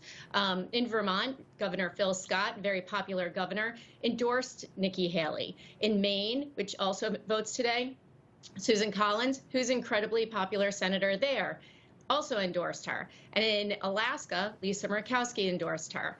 And I'll also say that every time Trump makes a threat to voters, like he did over the weekend to DC, and he said, you have no access to me if you don't vote for me. It's just like earlier in the year when he said, if you are not MAGA and you give any money to Nikki Haley, you are permanently barred. And then Nikki Haley raised $1 million in less than 24 hours. And so I think the same thing will result in Virginia. So I think that there are lots of states that are still at play, and 874 delegates are at stake today. And so it's still far away for Trump to get to that magic number of 1215. And at the end of the day, 70% of Americans do not want to see another Trump and Biden showdown. 60% believe that Trump and Biden are too old. And 30 to 40% of voters in the Republican primaries have been saying that they don't want Trump. We also do want to make note here that Trump is up in a lot of the polls today, actually all of them. Jennifer, just so we're clear, I'll give you 10 seconds. Do you think Nikki Haley has a path forward even after today? I do think she does, because you don't need to actually win a state. What you do need is you need to win those delegates. So she does have a path forward. Okay, Jennifer Nassour, Senator Rick Santorum, we appreciate you coming on. Thank you. Thank you. All right, and coming up more on Super Tuesday, we talk live with Congressman Andrew Clyde from Georgia about what is going on today and what it all means. More American Agenda after this short break. See you soon, Congressman. Welcome back to American Agenda. Well, polls are open in every single state except for Alaska, and we will be reporting the results as they come in with our very special coverage of Super Tuesday tonight. And I know Bob Brooks is going to be part of that as well, so stick along with us here on Newsmax. But for now, let's bring in Georgia Republican Congressman and member of the House Appropriations Committee, Representative Andrew Clyde. Congressman Clyde, thanks so much for being with us today. I know it's a very busy afternoon around much of the country, but your state's primary isn't until May. But I'm sure you're watching this race closely. What are you going to be paying attention to the most this afternoon and this evening? Well, I think what we can see here on Super Tuesday is Nikki Haley back when we had the South Carolina primary and she lost by 20 points. You know, that basically put the nail in her coffin. I think her coffin is going to be buried today on Super Tuesday. We're going to have our Republican candidate, and it's going to be President Trump, and I'm looking forward to his leadership on the issues, especially relating to the southern border. Congressman, former President Trump yesterday, after the Supreme Court rolled out in Colorado that he could remain on the ballot, said it's time for the country to unite here. There's no secret there's some division in this country right now. How's he able to do that? What do you think his messaging turns into over the next couple months? Well, I think the Supreme Court decision was absolutely what it should have been, 9-0. That was a tremendous decision, and it reinforced the fact that states cannot unilaterally take a person off a presidential ballot, accuse them of insurrection. That's just not something that states have the authority to do, you know, when a person's never been even charged or convicted of that. But this is this is phenomenal for President Trump, and I think all it does is show that he's a fighter and he's a winner. Congressman, you mentioned the border particularly being concerning, and we did learn from a Newsmax source that just 4 days in a row, we've had more than 7,000 more illegal immigrants coming in through our southern border. It seems to be what they call kind of the spring surge, but once again, this administration doing absolutely nothing about it. Instead, they seem to be doing quite the opposite. What do you think needs to happen now? Because we certainly know that there is that Senate bill that Mike Johnson is saying, no, I don't want to bring to the table, so to speak, in the House. Well, you know, the crisis at the southern border is our #1 issue. That is what the Americans care about the most. I mean, how many more American citizens have to be murdered by illegal aliens or be killed by fentanyl for President Biden to close the border? I mean, this is the #1 issue. We have H.R. 2 already over at the Senate, so I think they need to be acting on that. We need to be attaching H.R. 2 to every funding measure that we send across to the Senate. That's what Congress needs to do to make this issue, to solve this issue. And the president needs to act upon the authority that he currently has, because he has all the authority he needs to do everything on the southern border, but he's doing nothing. And he's doing that intentionally because he wants the invasion on our southern border. Yeah, that's just it. We know that while this all continues, the border remains wide open. People are coming through in record numbers here. It's chaos for the country here. Congressman, though, I'm going to switch to this. Fani Willis, something you are very outspoken about. The defense lawyers for President Trump, they want to call another witness that has knowledgeable information of when the relationships between Willis and Nathan Wade began, and again, pokes holes in the credibility of the DA.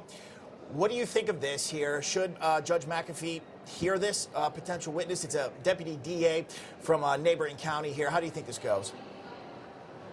Well, I think the judge you should be looking at all the evidence, every bit of evidence that he can see, even the evidence of a restaurant waiter who saw both Nathan Wade and his attorney just 5 weeks ago, when his attorney on the stand lied and said he hadn't talked to Nathan Wade in 2 years. I mean, I think the judge needs to look at all the evidence, make his decision, and I believe that decision will be to disqualify Fani Willis from this case, because she has certainly done things that make her not qualified. We know that decision is going to come from the judge very soon. Congressman from Georgia, Andrew Clyde, sir, thank you for coming on American Agenda. We appreciate it. Thank you. Great to... Okay, coming up, we have Katrina in The Other View. Yep. It's up, man. And you're not helping these people, and you're not helping them. She's talking about that. AOC, why is she so mad? Well, she's going to break it all down next when American Agenda returns. Welcome back to American Agenda. Well, AOC getting a taste of her own medicine. It's time now for The Other View. New York Congresswoman Alexandria Ocasio-Cortez getting into it with anti-Israel protesters while leaving a movie theater yesterday in Brooklyn. Watch. You refuse to call it a genocide in front of everybody. I need you to understand that this is not okay. It's not okay that there's a genocide happening. You're not actively against it. You're lying. We can't call it a genocide. Then obviously,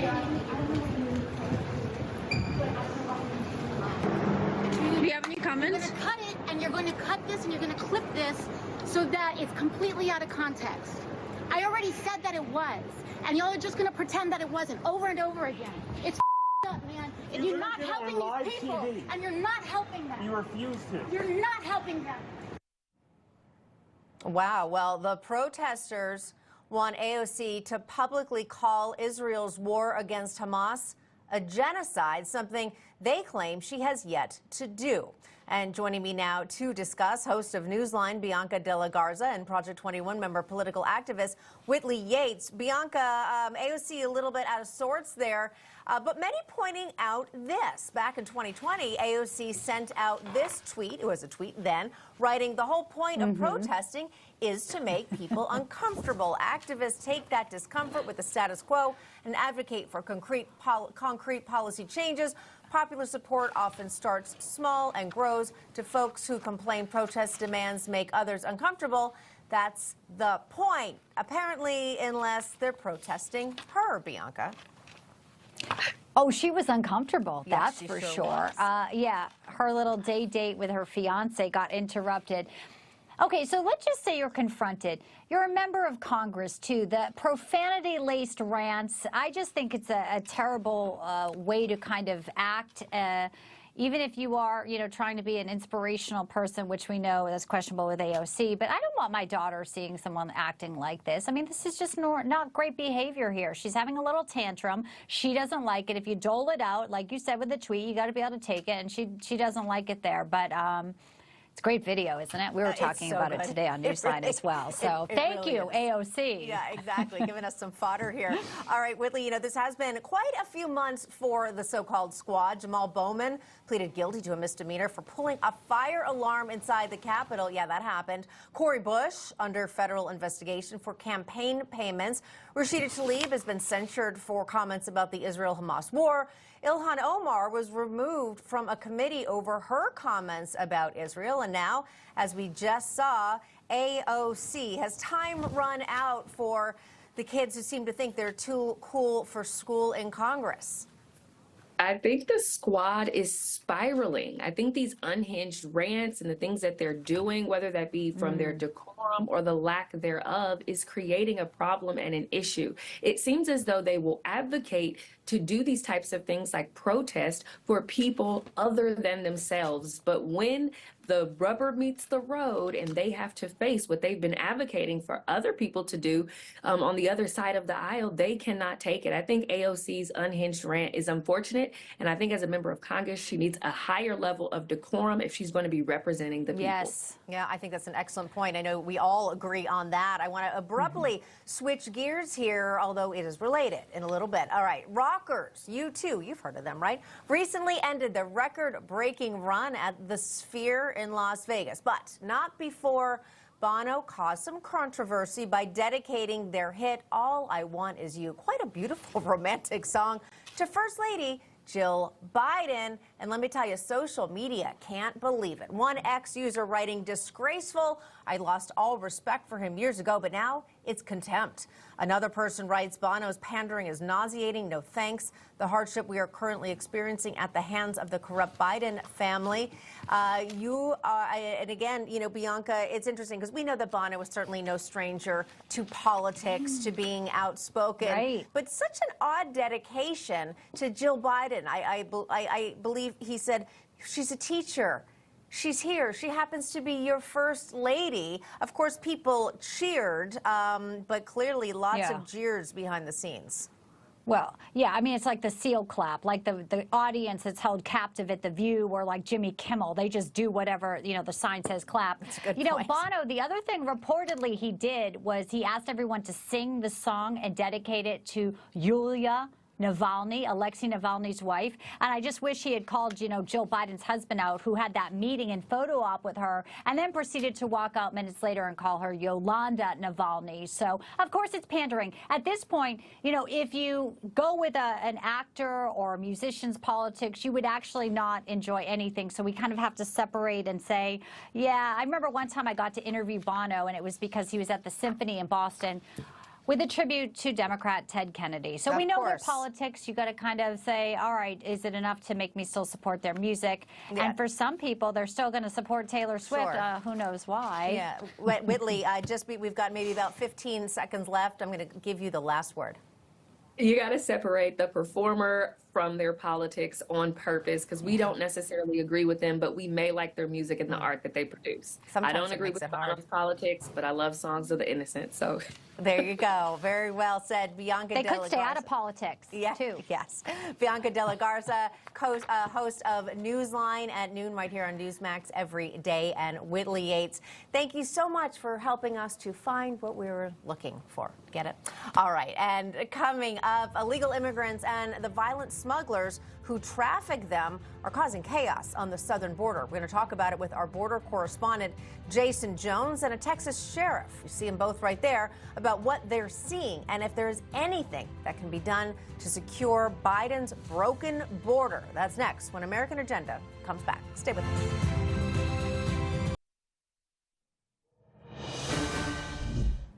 At that crossroad, and we chose anger and division.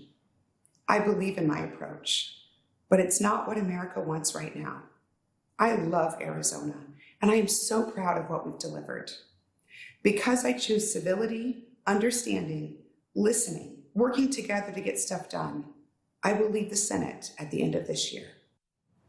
All right, breaking news there from Senator Kyrsten Sinema, of course, who has been controversial, particularly because she often goes against what the Democrats want her to do. And again, I don't know, maybe it's just become too much for her, but she mentions how divisive this country has become. We've actually seen a variety of politicians, Mitch McConnell, another one stepping off their post here as we enter in a new, potentially new realm of politics here with the big election coming up in November. We're going to have more on that with former Senator Rick Santorum here coming up later in the show. But we want to get to this story now here. That's right. Illegal migrants and the violent smugglers that traffic them are causing chaos on the southern border. That's right. Joining us now with this story, border correspondent Jason Jones, plus the sheriff of Terrell County, Texas, and retired Border Patrol agent Sheriff Thaddeus Cleveland. Jason, let's start with you. We know you're on the front lines. You get exclusive looks at things all the time. What has gone on the last few days? And the latest report out now that the Biden administration was secretly flying about 320,000 migrants over the border undetected here. What can you tell us? Yeah, that was all a part of the CBP 1 app. Look, it's a continuation, guys, of what the Biden administration has done to our nation's borders. You know, we had some of the most secure borders under the Trump administration, and then they took steps, you know, providing and granting exemptions that allow these people to come from all over the world. And the real problem here is the impact to local communities. Look, you know, when we look at what's happening right now in South Texas is a great example. Because of what has taken place with Governor Abbott's Operation Lone Star, they have shut down Eagle Pass, and we're seeing a major movement to the west towards Sheriff Cleveland, who's here with us today, because they're seeing a lot of alien smuggling organizations who are extremely violent, directly linked to Cartel del Este, now moving into his area. Sheriff Cleveland, you are a Border Patrol agent, and I do want to get your take on this. The man speaking here, Raul Ortiz, the U.S. Border Patrol chief under President Biden until he retired just last year. Watch. I've never had one conversation with the president or the vice president for that matter. And so I was the chief of the Border Patrol. I commanded 21,000 people. That's a problem. We need to make sure that Central America, South America, Mexico, that those regions understand that if you pay a smuggler and you cross in between the ports of entry and you do not have a legitimate claim to some sort of asylum benefit, you're going to be sent back. Mr. Ortiz making very clear that he did not have one conversation with President Biden or Vice President Kamala Harris during his tenure. Does this surprise you at all? You know, to be honest with you, it doesn't surprise me one bit. Look, this administration from day one hasn't cared about the border. And matter of fact, back in 2019, when President Biden was on the campaign trail and in a presidential debate on Univision, he mentioned that he would allow asylum seekers to come to the border and allow them in. So that's exactly what we're seeing. So them having no conversation with the chief of the U.S. Border Patrol isn't surprising to me. Jason, I've talked to people who say that you've got to talk about these issues until we're almost tired of them, and that's when finally it'll make its way out into the general public who might not have the time to catch all these newscasts all the time. But Joe Biden, he could use executive orders here and close down this border and correct things, no? Oh, he absolutely could. And not only that, he could enforce the rule of law. I mean, USC 1325 and USC 1324 to stop these human smuggling operations. Look, law enforcement along the border needs help from the federal government. Where are the U.S. attorneys? You know, I've been with Sheriff Cleveland in his county, in Terrell County, and I've watched how he has expanded his operations to work with local, state, and federal law enforcement to help try to stop and surge and collaborate on this. But they need help from the U.S. Attorney's Office. They need help from other law enforcement agencies to hold the line down there. This is a real problem. And look, you know, we talk about it through the lens of left, right, and all these other things, but we have to remember citizens are being impacted by this. I mean, I was on the ground with the sheriff last year, embedded with him, and I watched as he was looking for days for 5 migrants who had been abandoned by these smugglers down there. And I watched as this man, along with Texas Rangers, found a female and then removed her, got her out of there. She was deceased. She had been dead for over a week. This is how violent these smugglers are. So this is real, guys. This impacts people. And then watches this sheriff return her body back to Mexico for the family. So don't think for a second this doesn't impact people, because these problems absolutely do. All right, Jason Jones, Sheriff Thaddeus Cleveland, thank you for bringing us the real story, and also really for showing us or reminding us that the border problem is a problem for every single state, not just the border itself. So thanks so much for joining us. Thank you. Great to be with you. Certainly an issue, Katrina, we have to keep talking about. You're right. I know it gets redundant over time, but it's not going away anytime is soon. not. Okay, coming up, is President Biden too old to be effective? Another story we need to keep talking about. New polling shows the majority of American voters think so. Well, after the break, we'll speak with polling experts. They're going to explain these numbers and what they signify for the 2024 race. You're watching American Agenda. We'll be right back. Welcome back to American Agenda. It is Super Tuesday. If you haven't heard yet, 16 states and 1 territory cast their votes today for the GOP presidential primary. So will former President Trump secure the nomination? Will Nikki Haley drop out of the race? Well, all big questions that will be answered potentially after today. All signs are pointing to a Biden-Trump rematch. But a recent New York Times Siena poll is asking voters if the two candidates are too old to be effective. Here are the numbers. 72% think Biden is too old to be effective, but only 42% of those surveyed think Trump is too old to be effective, since they are only just a couple of years apart, Katrina. That's right. And joining us now to weigh in on the state of the 2024 race is polling analyst and writer at both The Hill and American Spectator, Keith Naughton, along with pollster at McLaughlin and Associates. That would be Jim McLaughlin. All right, Jim, your reaction here to these numbers. We've been talking a lot about the difference between age and mental acuity, and that, I would assume, is why we are seeing such a difference in these polls between these two men who are not that far in age. Yeah, and I may give you a little bit of a different take on this. And look, the reason why the American people say that Joe Biden is too old is because they see him every day, that he is too old. And they look at Donald Trump and they see somebody who is vigorous, has good ideas, who has no problems speaking off the cuff for an hour and a half like he did at a place like CPAC. But Joe Biden's real problem is, and a lot of folks that are telling you he's too old, it's Democrats who are making excuses for him failing. A lot of the folks that are most unhappy with him, it's because he's failed on issues that people care about, like immigration and the economy. Keith, where do you think that leads, though? If they're unhappy with him and it's on people in his party calling him old, well, what happens in November? Is Biden there, do you think? What do you think, how this shakes out? Well, it's trouble. I think the Democrats will rally around him. The problem for Biden is with independents. He's minus 20 on this age issue versus Trump.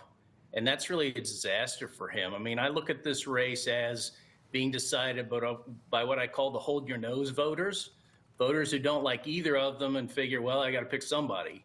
And they're down against Biden on age. They're down on job approval. You know, Jim's right. People are seeing this problem with Biden, but they're also not seeing him. He's not around. They've got Democratic surrogates coming out and saying, oh, he sounds great. He sounds great. Well, where is he? He's got to come out and prove it. That's a great point there. Jim, want to get your thoughts on this. The same New York Times Siena poll we just mentioned took an overall look at where Trump and Biden stand with the white, black, and Hispanic votes. Now, former President Trump is ahead of President Biden in all groups except the black vote. Do you see this changing, any of these numbers, in any direction? And how important are these numbers on a day like Super Tuesday? And look, what these numbers show you is that Donald Trump is on offense. Think back, he only got about 35% of the Hispanic vote. John McCain, Mitt Romney, they got less than 30% of the Hispanic vote. You have Donald Trump is now winning. And it may not look like a lot of the black vote, but if Donald Trump gets 20% of the black vote, it's going to be a landslide for Donald Trump. That's a big problem for Joe Biden and the Democrats. And it just shows you on the issues that people care about most, Donald Trump is clearly on offense. Yeah, Keith, that's the number that stands out to me, too, was the black vote there. To what Jim says, 20% with the black vote. It's game over. It really is. Do you think, well, let me ask you this. How accurate do you think that is at this point? Oh, we've been seeing it fairly consistently. And there was just a recent New York Times survey of all places in New York State where Donald Trump was getting 26% of the vote. And in Michigan, he was also getting 26% of the black vote. And it's one of the reasons why he's up by 8 points down in Georgia. He's getting over 20% of the black vote. We worked for Nathan Deal when he was the governor of Georgia, and he consistently got over 20% of the black vote. So this is a really good sign. And it's really simple. Why he's doing better is because when we saw it in that Wall Street Journal and the New York Times poll, when people make a comparison between Joe Biden and Donald Trump on the issues, Donald Trump wins every time. All right, Keith, final words. A lot of people say, don't look at the polls. It's too early. They don't mean anything. To that, you say what? Well, they've been right so far. They've been very close in the Republican primary. Iowa, South Carolina, New Hampshire, the Real Clear Politics average has really been correct. 2016 and 2020, they underestimated Trump, not by a lot, but he was within the margin of error, a little bit under. There was a little overestimation for Republicans in 2022. So I think the polls have been pretty good. And the people who say don't buy the polls, they're the ones who are behind every time. Couldn't have said it any better. This time around, the polls have been accurate up to this point here. Keith Naughton, Jim McLaughlin, gentlemen, thank you. Thank you. Okay, coming up, we're following some breaking news. Arizona Senator Kyrsten Sinema not running for re-election. We're going to talk about this after the break with former Pennsylvania Senator Rick Santorum. He's going to weigh in on this decision, what it means for the Senate moving forward. Stick with us.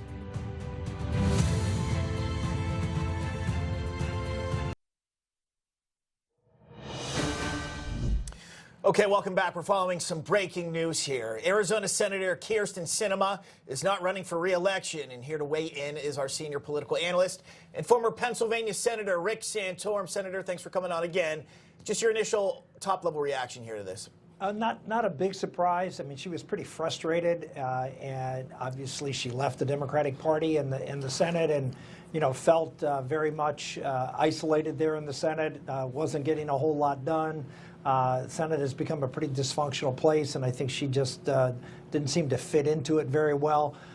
So that's number one. So I'm not surprised that she decided not to run. It's really hard to win as a third party. All the polls had her running third behind Ruben Gallego, who's the Democrat congressman, Carrie Lake, who's running for the Senate there, and then she was finishing third. So it sort of made sense for her at some point to get out of the race. The real question is, the Senate itself, which is a one-seat Democrat majority right now. There's a couple of races that look very good for Republicans. Certainly West Virginia, that would bring it to a 50-50 Senate. And so now you're looking at what Republicans would lose, what Democrats would lose. Well, Arizona now being an open seat is certainly would be high on the list. Gallego has been leading in the polls, 3 or 4, 5, 6, 7 points, something like that, over a three-team field. If you look at it, most of the polls actually have looked at the race if it's a two-person race, if Sinema did get out, and it really doesn't change that much. That's been one of the surprising things that maybe even led Sinema to get out of the race. I don't know, that she seemed to be getting votes from both sides. And so that the fact that she gets out of the race, I think the initial reaction would be, wow, you had two Democrats really, and one Republican is, and Lake was still trailing. But she probably has no chance now that the other Democrat's out. But that's not the way it was breaking down. She had really cut an independent path in Arizona, and she was pulling from both Republicans and Democrats. So that race is still very much in play. All right. Great analysis, as always, Senator Rick Santorum. Don't go too far, because we're going to want to bring you back to talk more about Super Tuesday, and that'll be in just a few moments. Appreciate it. All right, and we are going to dive right into the second hour of American Agenda, because as we've told you, voting is underway at this hour. It has been for most of the day. Voters in more than a dozen states heading to the polls to cast their ballots in both the Republican and Democratic presidential contests. Yeah, big day today, and it's all underway here. Elections are being held in 15 states across the country and one territory for the GOP, 16 for the Democrats and delegates, many of them there at stake. We have team coverage with John Huddy in Florida, Addison Smith in California, Caleb Park in North Carolina, and Mike Carter in Texas. First, we're going to check in with our senior correspondent, John Huddy, live in Palm Beach, Florida. John, where are you? What can you tell us, sir? Well, I'm on the grounds here at Mar-a-Lago for the Trump viewing party this evening. They're doing a security sweep of the ballroom where this is being held at. So we're kind of in a hurry up and wait position, which is very typical of these type of events. But I'm told, and this is not confirmed, so I want to be very careful about that, but I'm told that former President Trump, who will be giving remarks tonight, may not be speaking until after the polls close on the West Coast in California. So that may not happen until later this evening, possibly around 10 p.m. Eastern time. That remains to be seen. But former President Trump, as we know, spoke yesterday here at Mar-a-Lago. I was here with the press pool, with the press corps.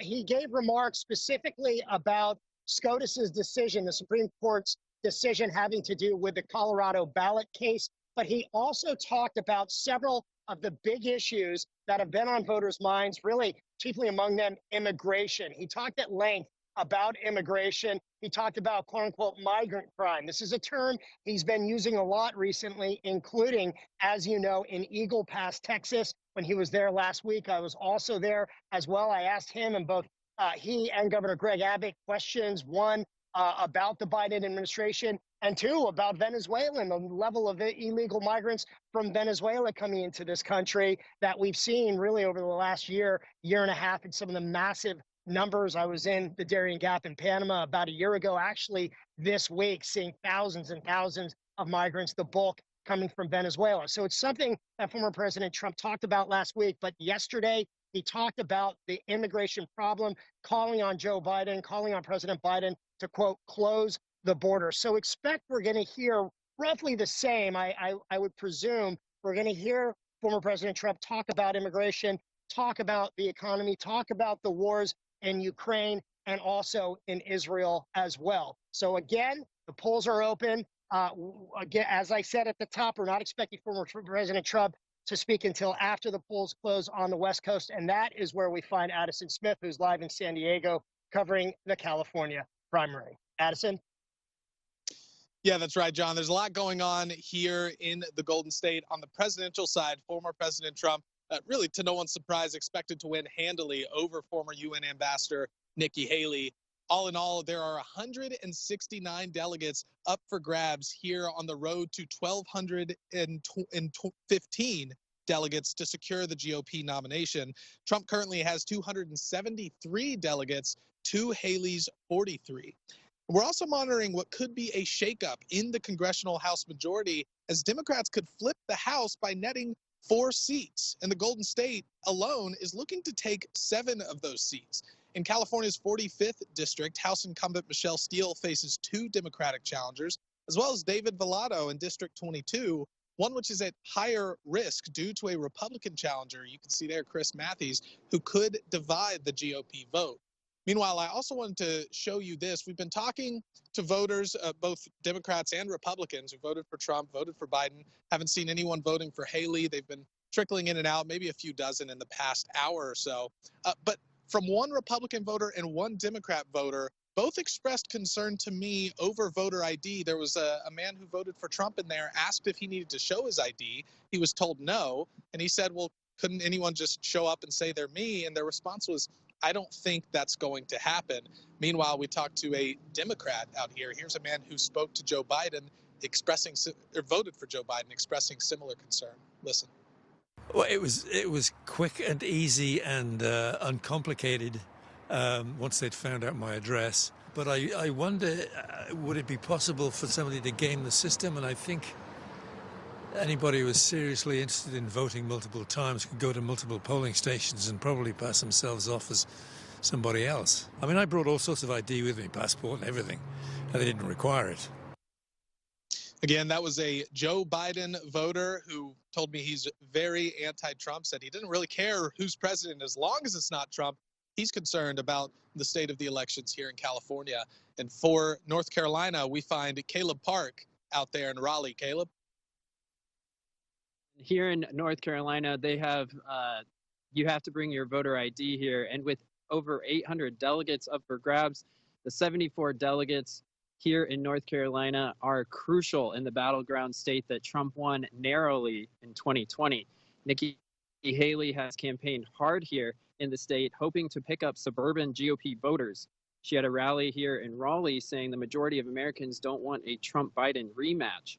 But Trump also held a rally in Greensboro over the weekend with key endorsements and a more than 50-point lead in the polls. Trump's backing Lieutenant Governor Mark Robinson for governor in a hotly contested gubernatorial race. There's also a Republican effort to flip a Democrat congressional seat following redistricting.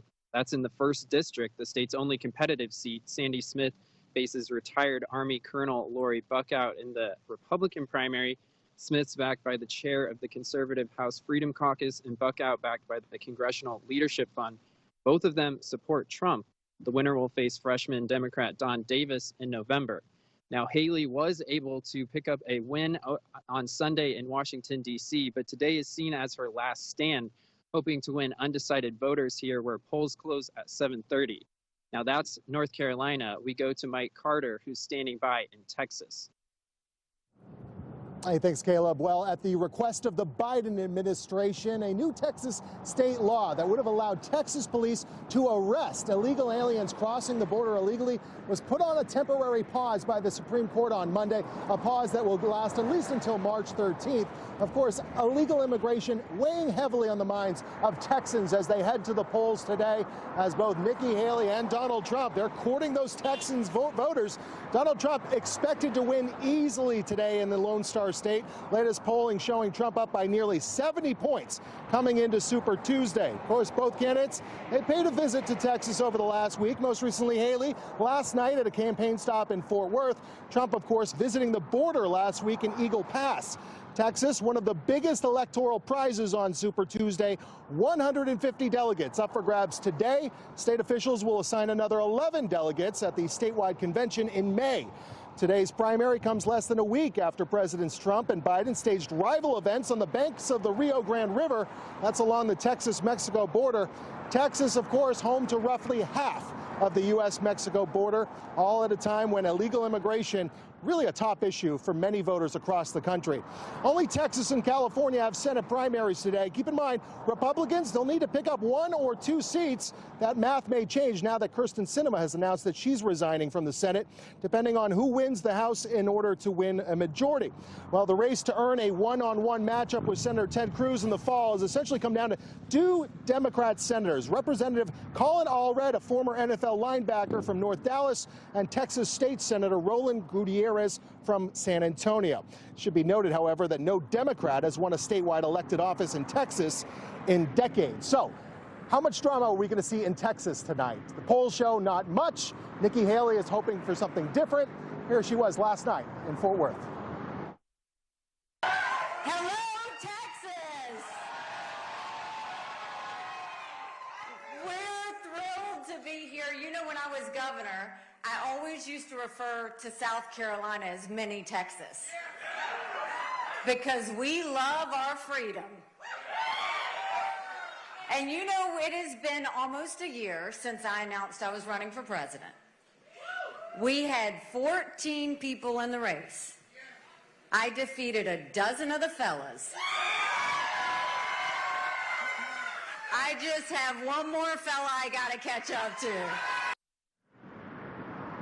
All right, well, the Haley campaign will not be holding any public events tonight on Super Tuesday.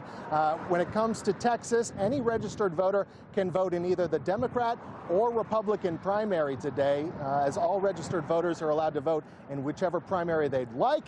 Can only vote in one, of course. We'll see if the math holds up for Donald Trump. He's expected to run away with things here in Texas tonight. Back to you guys. Yeah, I wonder if that's the last rally for Nikki Haley The there last in hurrah, Texas they yesterday. say. We will see. Mike Carter from Texas, we appreciate it. You got it. And joining us again to discuss, former Pennsylvania Senator Rick Santorum.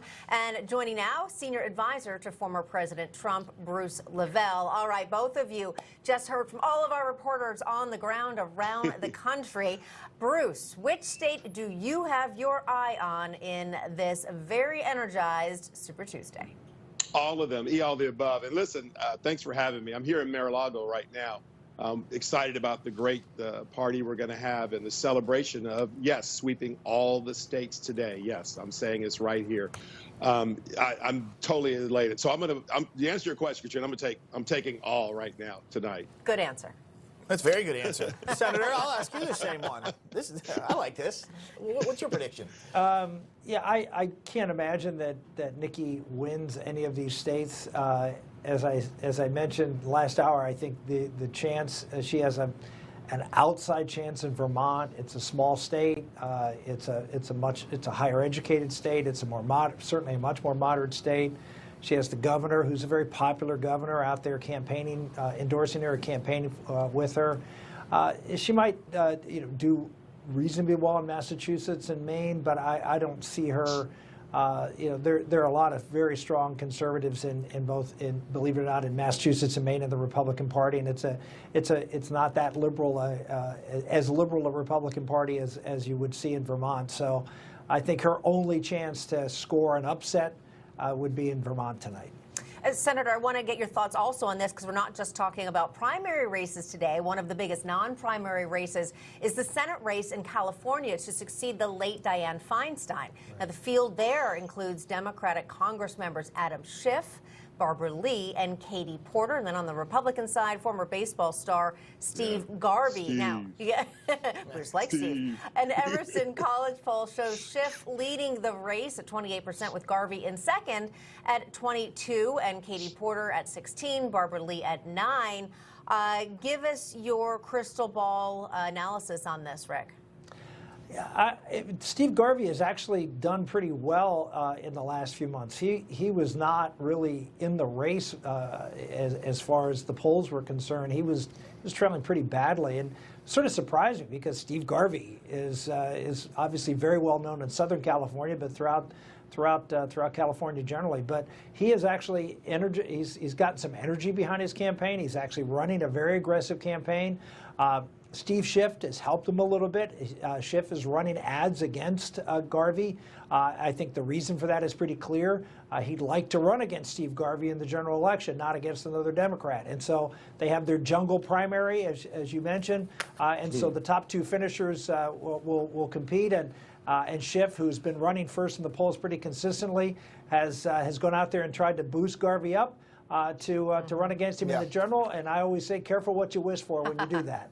Bruce, you got about 30 seconds here. Well, something I want to give you a chance to respond to, since you're in the president's home right now. Nikki Haley, she's out there still campaigning on the fact that people, she says, don't want to see Trump versus Biden all over again, but people are voting for both of them. So what do you make of that? I think it's just a talking point. Listen, we didn't have a normal election. Y'all know what happened in 2020, the pandemic, the shutdowns. It wasn't normal. And listen, I'm glad to be a part of this historical day. Listen, what president has been this far, or nominee has been this far ahead in the history of the United States? Right. And people need to take, that's something to talk about, guys. And listen, once again, just like 2015, just like now, we beat very formidable candidates again. Sure. So that right there is very historical. I'm very excited. We are going to probably see that matchup again. This time it's going to be a tsunami in November. I'm thankful for that, and I'm just glad to be a part of this. And thanks for having me, guys. I'm really excited about today. Well, we love having you, Bruce. Bruce, we love having you. We can tell that you're psyched for the party tonight. And Rick Santorum, always appreciate your insight. Thank you so much. Thanks for having me. Yep. Thank you, gentlemen. Okay, coming up, Colorado Democrats, they attempted to remove Donald Trump from the ballot in their state, but yesterday the Supreme Court unanimously shut them down. Will Democrats accept defeat gracefully, or do they have more tricks up their sleeve? We're going to discuss that with our expert panel when we come back. Stick with us here on American Agenda. Welcome back to American Agenda. Fresh off a unanimous Supreme Court win against Colorado's decision to keep him off the ballot, former President Donald Trump vies for Colorado's 37 delegates. Our host of Sunday Report, John Glasgow, he joins us live now. He's in the state of Colorado. John, what can you tell us? Well, Bob, I can tell you this, that a lot of Coloradans have already made up their mind ahead of that Supreme Court ruling and ahead of Super Tuesday. And that's because they have mail-in votes. And a lot of them have already been cast. In fact, I talked to some of the elected officials here, and they told me that around 20%, or about 100,000 of those votes, have already been cast as of early this afternoon, and more are expected throughout the day. So let's take a look inside the Denver election headquarters. We got a little bit of a tour here this morning, and this is where a lot of those votes are going to be looked at, tallied. They have quite the process here to go through and make sure that they're all verified correctly. Now, Colorado has gone blue in the last two elections. President Biden beat Trump in 2020 in Colorado, but this year could be different from some of the voters that we talked to. Watch. You know, the immigration thing is out of control, and I think once he gets in, the first day he'll put a stop to all that. And that's one of our biggest issues, I think, really, is all of that. And the reason, I don't know, you can call it conspiracy, whatever, but I think Biden just didn't give a darn. So we're also watching to see how former UN Ambassador Nikki Haley does in this state. She was here last week ahead of Super Tuesday campaigning. There's a lot on the table here in Colorado. Denver is a sanctuary city dealing with immigration challenges, and some of the suburban cities in Colorado are refusing to become sanctuary cities to help Denver. And Denver has a budget problem because of that as well. Not only that, Colorado's Secretary of State, as we know, Jena Griswold, attempted to have Trump thrown off the ballot, but this week the Supreme Court overturned that decision. Here's Griswold on MSNBC this morning. Watch. And Americans deserve to know whether Donald Trump is a qualified candidate. With that said, I'm disappointed in the decision. I think states like Colorado deserve to have the choice to keep oath-breaking insurrectionists off of our ballots. And there's larger implications for federal insurrectionists running for federal office under this decision. Now, I also spoke with the county clerk and recorder for Denver elections. That's Paul Lopez, and he had this to say about the election today. Watch. The important part is that, you know, everything's done from mailing out the ballot to receiving the ballot on its way to being counted and tabulated is by bipartisan teams, right? And that's the way it should always happen, right? This is our democracy, and it's something we take great pride in, making sure that people have faith and know that when they cast their ballot, it's counted and it's secure. So one other thing, too, that we're watching, Bob and Katrina, is on the Democratic primary side of things, is whether or not this uncommitted vote, which we saw in Michigan, plays a factor here. Now, that was because of the president's handling of the Gaza war. That is on the ballot, so Democrats can vote for a protest vote, if you will, here today. So we'll wait to see how the votes, once they start coming in. We'll see how that all plays out. 7 p.m., that's Mountain Time, 9 p.m. Eastern Time. We'll have full coverage right here on Newsmax. Back to you. All right, John Glasgow, thanks so much, and hope you're enjoying being back in Colorado. That's where John was before he came to us at Newsmax. That's but right. Don't stay too long. Come back here. Okay. Okay, Colorado Democrats, they attempted to remove Donald Trump from their ballot in their states, as we've been discussing. But yesterday, the Supreme Court, we know, unanimously ruled a state cannot remove a presidential candidate from the ballot. That's right. Now, in the ruling, the court reversed the Colorado Supreme Court, which had determined that Trump could not serve again as president under Section 3 of the Constitution's 14th Amendment. But not all Democrats are taking it well. Colorado Secretary of State Jena Griswold was on MSNBC yesterday. Here's what she said. Americans have been voting all across the nation in early voting in those Super Tuesday states, including here in Colorado. And Coloradans and Americans deserve to know whether Trump is a qualified candidate. My larger reaction is disappointment. I do believe that states should be able, under our Constitution, to bar oath-breaking insurrectionists.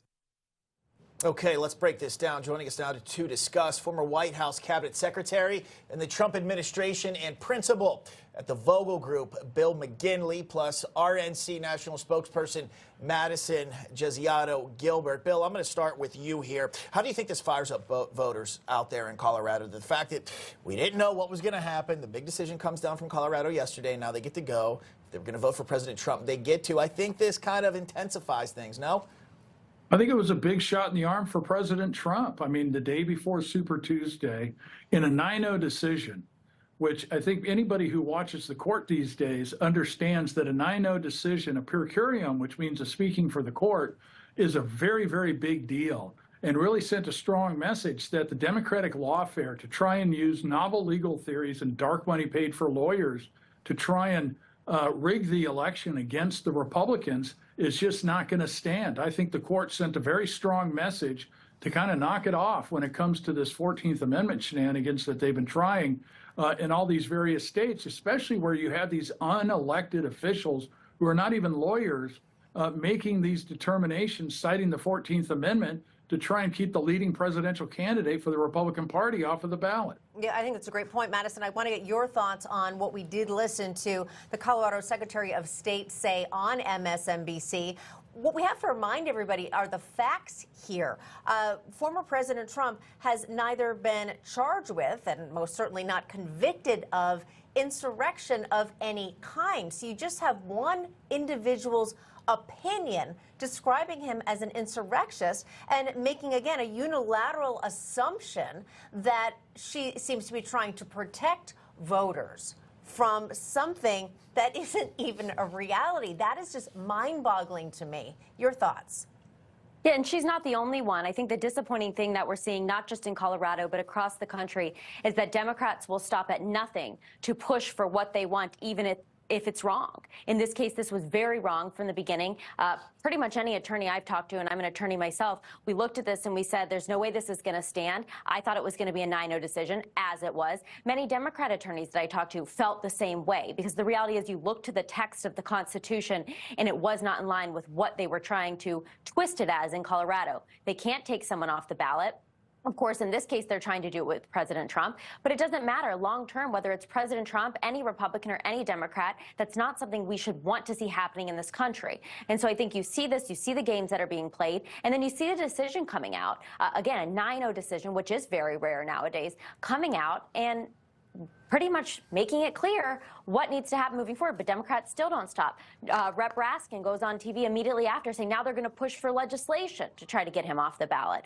And so it's super disappointing, I think, to see the partisanship get to a level in which they no longer care about even the Constitution or the rule of law in this nation. Yeah, so many people I spoke with after this say that that was just the beginning here, this attempt to get him off with the 14th Amendment. The Democrats will try other things. And Madison, to your point, they are. Bill McGinley, Madison Gesiato Gilbert, thanks for coming on. We appreciate it.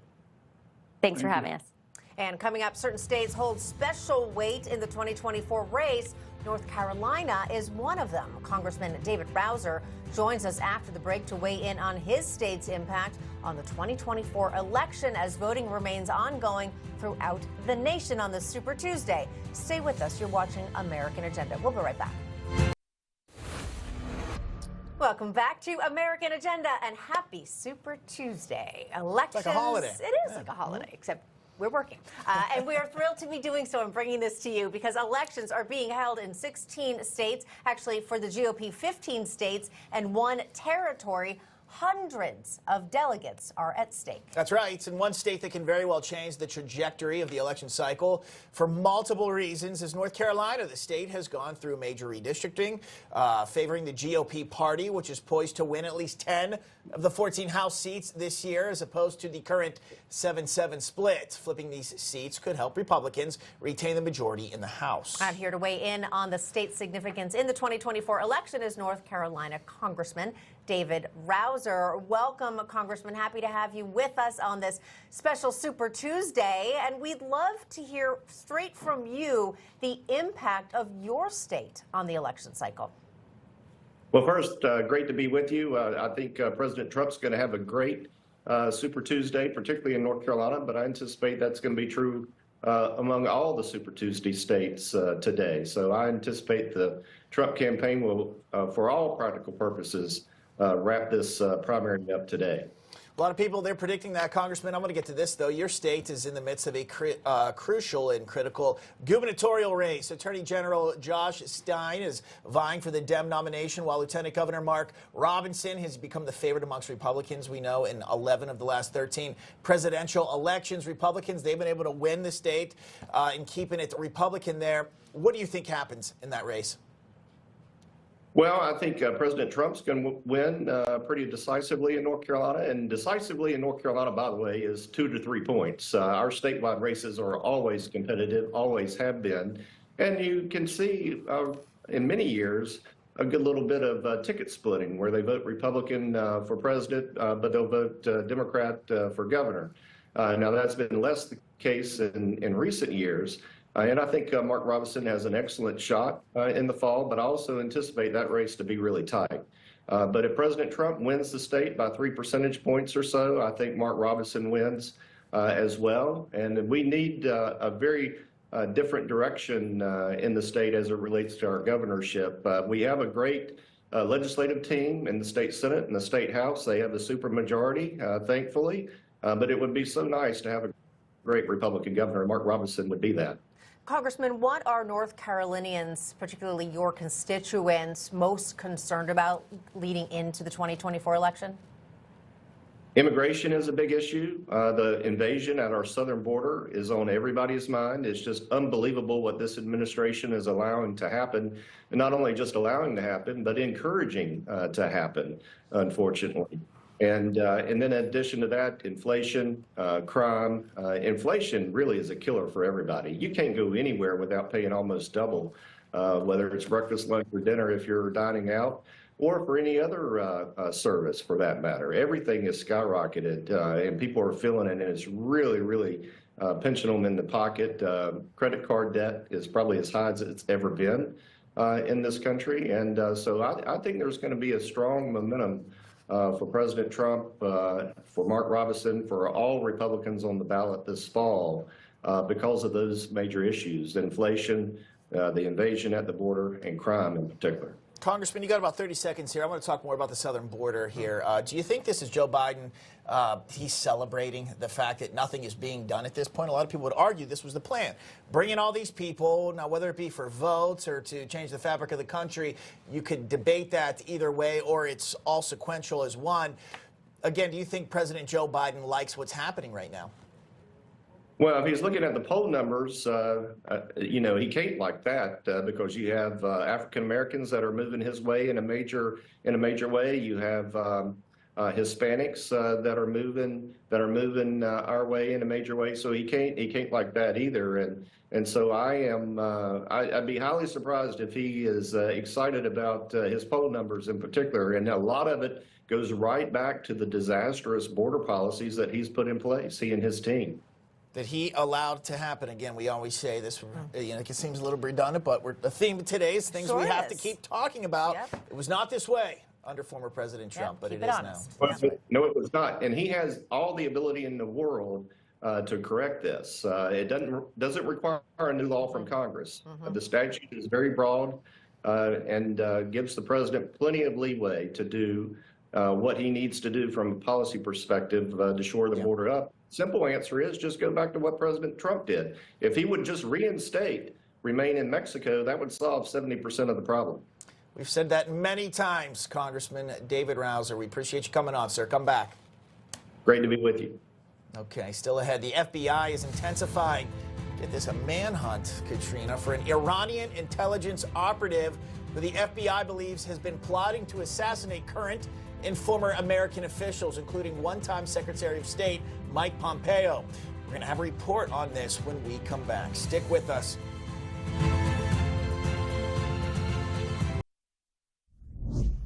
Welcome back to American Agenda. An Iranian assassin, is being shot for reportedly planning to kill U.S. government officials. His whereabouts are unknown at this time, but the FBI believes he may be in Venezuela or back in Iran. Wow, scary. Joining us now to discuss, retired Air Force Brigadier General and NATO advisor Blaine Holt. General Holt, great to have you with us this afternoon. I understand you are road tripping. We appreciate your taking the time to be with us here. This story sounds like something out of a ridiculous movie. I'm going to let you take it over because I have a little tickle in my throat. So we have this guy out here, the FBI, they're looking for an Iranian intelligence officer general.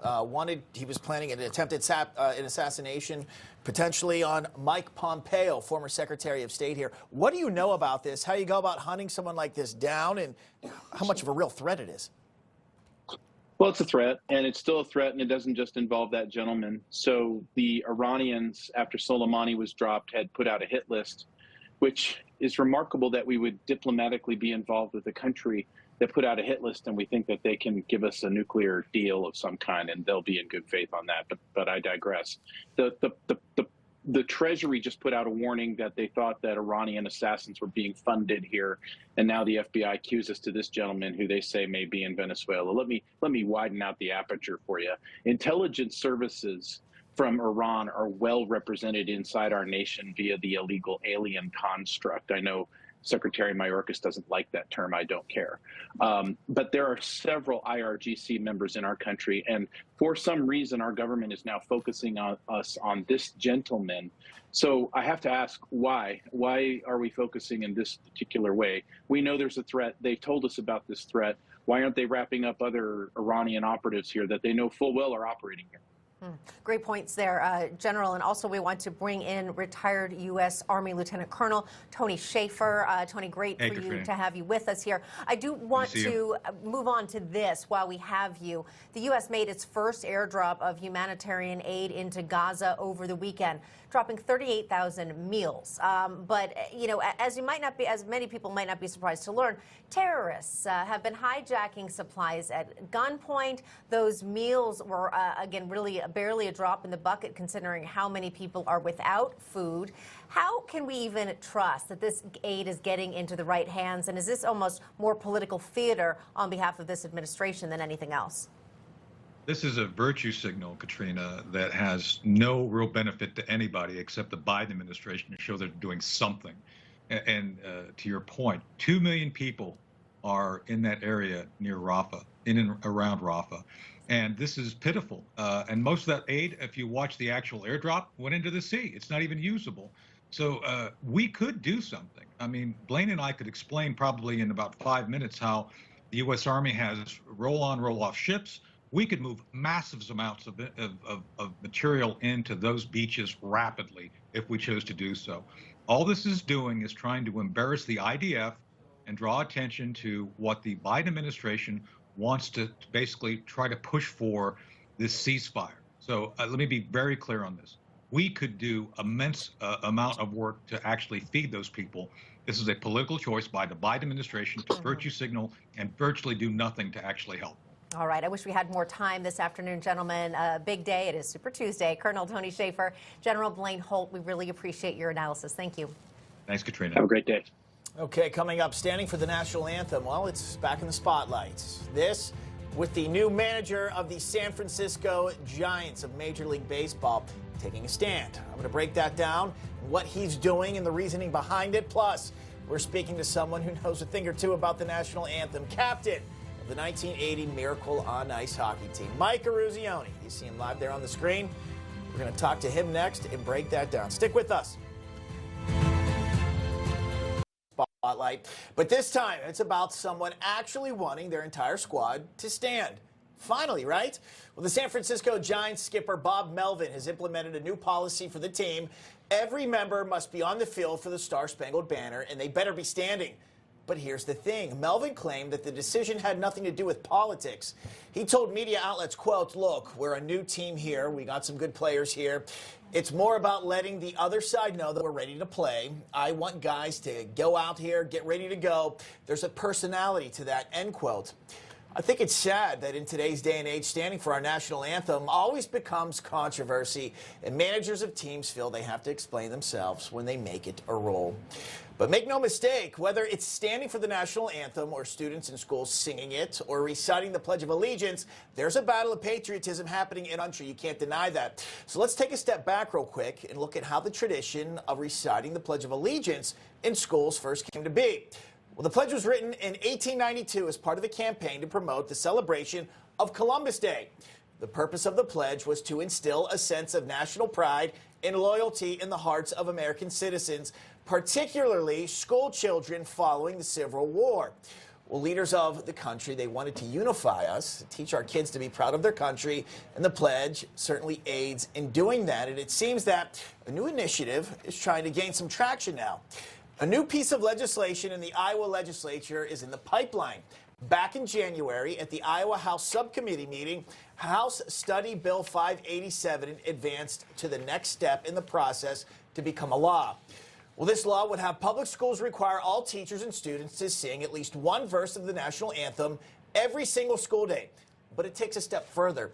The legislation states that teachers must also teach, quote, the meaning and history of the national anthem, the object and principles of the government of the United States, the sacrifices made by the founders of the United States, the important contributions made by all who have served in the armed forces of the United States and in the founding, and how to love, honor, and respect the national anthem. All I got to say is good for Iowa and good for Bob Melvin. Maybe some states will follow them. Maybe some states and other teams will follow the San Francisco Giants. Look, there's really two options here. You can have pride in the United States. You can stand for the anthem and especially instill these traditions in our children. Or there's option number two, you don't, and something else will be instilled in them. And I think that's kind of scary to think, Katrina, what that potentially could be. Absolutely. But I just have to say, hearing the fact that this coach is saying, you know what, we're doing this, we're bringing the pride back to this country and to America's pastime, kind of a big Baseball. deal. Yes. Yeah. And someone who also knows a thing or two about standing for our national anthem on the world stage. He joins us now. Mike Ruzioni, a member of the 1980 Miracle on Ice U.S. Olympic hockey team. They just celebrated their 44th anniversary and 13 days, beating the Soviet Union 4-3 in Lake Placid at the Winter Olympics. He is here, the captain of the gold medal winning team, Mike Ruzioni himself. Mike, it's always great to have you with us on American Agenda. Got to get your reaction when you heard the news of what Bob told us about that Giants manager, Bob Melvin, wanting his team to now stand for the national anthem. I've become a big Giants fan now. Right, immediately. It's hard to believe. It's hard to believe we're even having a conversation like this. But you know, we know what's been going on the last few years. Look at, you know, I remember in school, you know, saying the Pledge of Allegiance every day when I got into school. That's the first thing you did in the morning before classes started. I'm a big believer in the anthem. I'm a big believer in the American flag. I've always said before, I respect people's opinions if they've got a difference of an opinion on certain things, but not the flag and not the anthem. Those are sacred grounds for me. And the fact that we finally have somebody stepping up and having his players do it, and as you mentioned, I didn't know this, what was going on in Iowa, it's about time. And this is kind of a bizarre story. I help out with our high school hockey team, and when we play a home game, there's a certain section of where our students stand and watch the game, and they all sing the Star Spangled Banner. And I was so impressed this year when I saw that. Maybe it's coming back. Maybe people are realizing, you know what, enough's enough. Let's take great pride in this country. We do know we live in the greatest country in the world. And let's start showing the respect that we should for our anthem and our flag and what it means to our history and to our heritage and to our country. Absolutely. Mike, what do you think of the point when I brought up that if we don't teach our kids especially, I mean, we can teach everybody. We can bring pride back with everybody, but teaching our young people to be proud in this country, if you don't teach them that, it's kind of like, what are you going to teach them? And I kind of see some things trickling into school districts and the education curriculum. I know a lot of people have issues with here. What do you think? I think it's about time. I firmly believe that. You know, I threw my grandkids down to the basement right now because I didn't want them running around the house. But I think they understand how important the anthem is and how important our flag is. And I think it's important, again, that we stress that. Stress the history of our country. Stress, you know, the wars that have fought. My dad was a Marine. You know, I understand how important the history of our country is and what our forefathers fought for. You know, the Vietnam War and what we've all been through. And we stand for something far greater as a nation to support what has been our history and to let our young kids know and respect the flag and respect the anthem and the history of what it means. So I think I applaud the systems, the school teachers, the educators. It's about time we started to realize that we got to take a step back and you know, look at our heritage and look at this country and let our kids understand the history of this great nation. And it always hasn't been great. We've had, you know, issues and mistakes that have been made, but that's part of the world that we live in and part of the country that we live in. But let's not lose the heritage and let's not lose the fact of this is the greatest country in the world because of what that flag and anthem mean. All right, Mike Ruzioni, I agree with you completely. Let's get back to being proud to be Americans. Thank you so much. Thank you. Okay, very well said there. Coming up, more American Agenda after the break. One last look. Super Tuesday.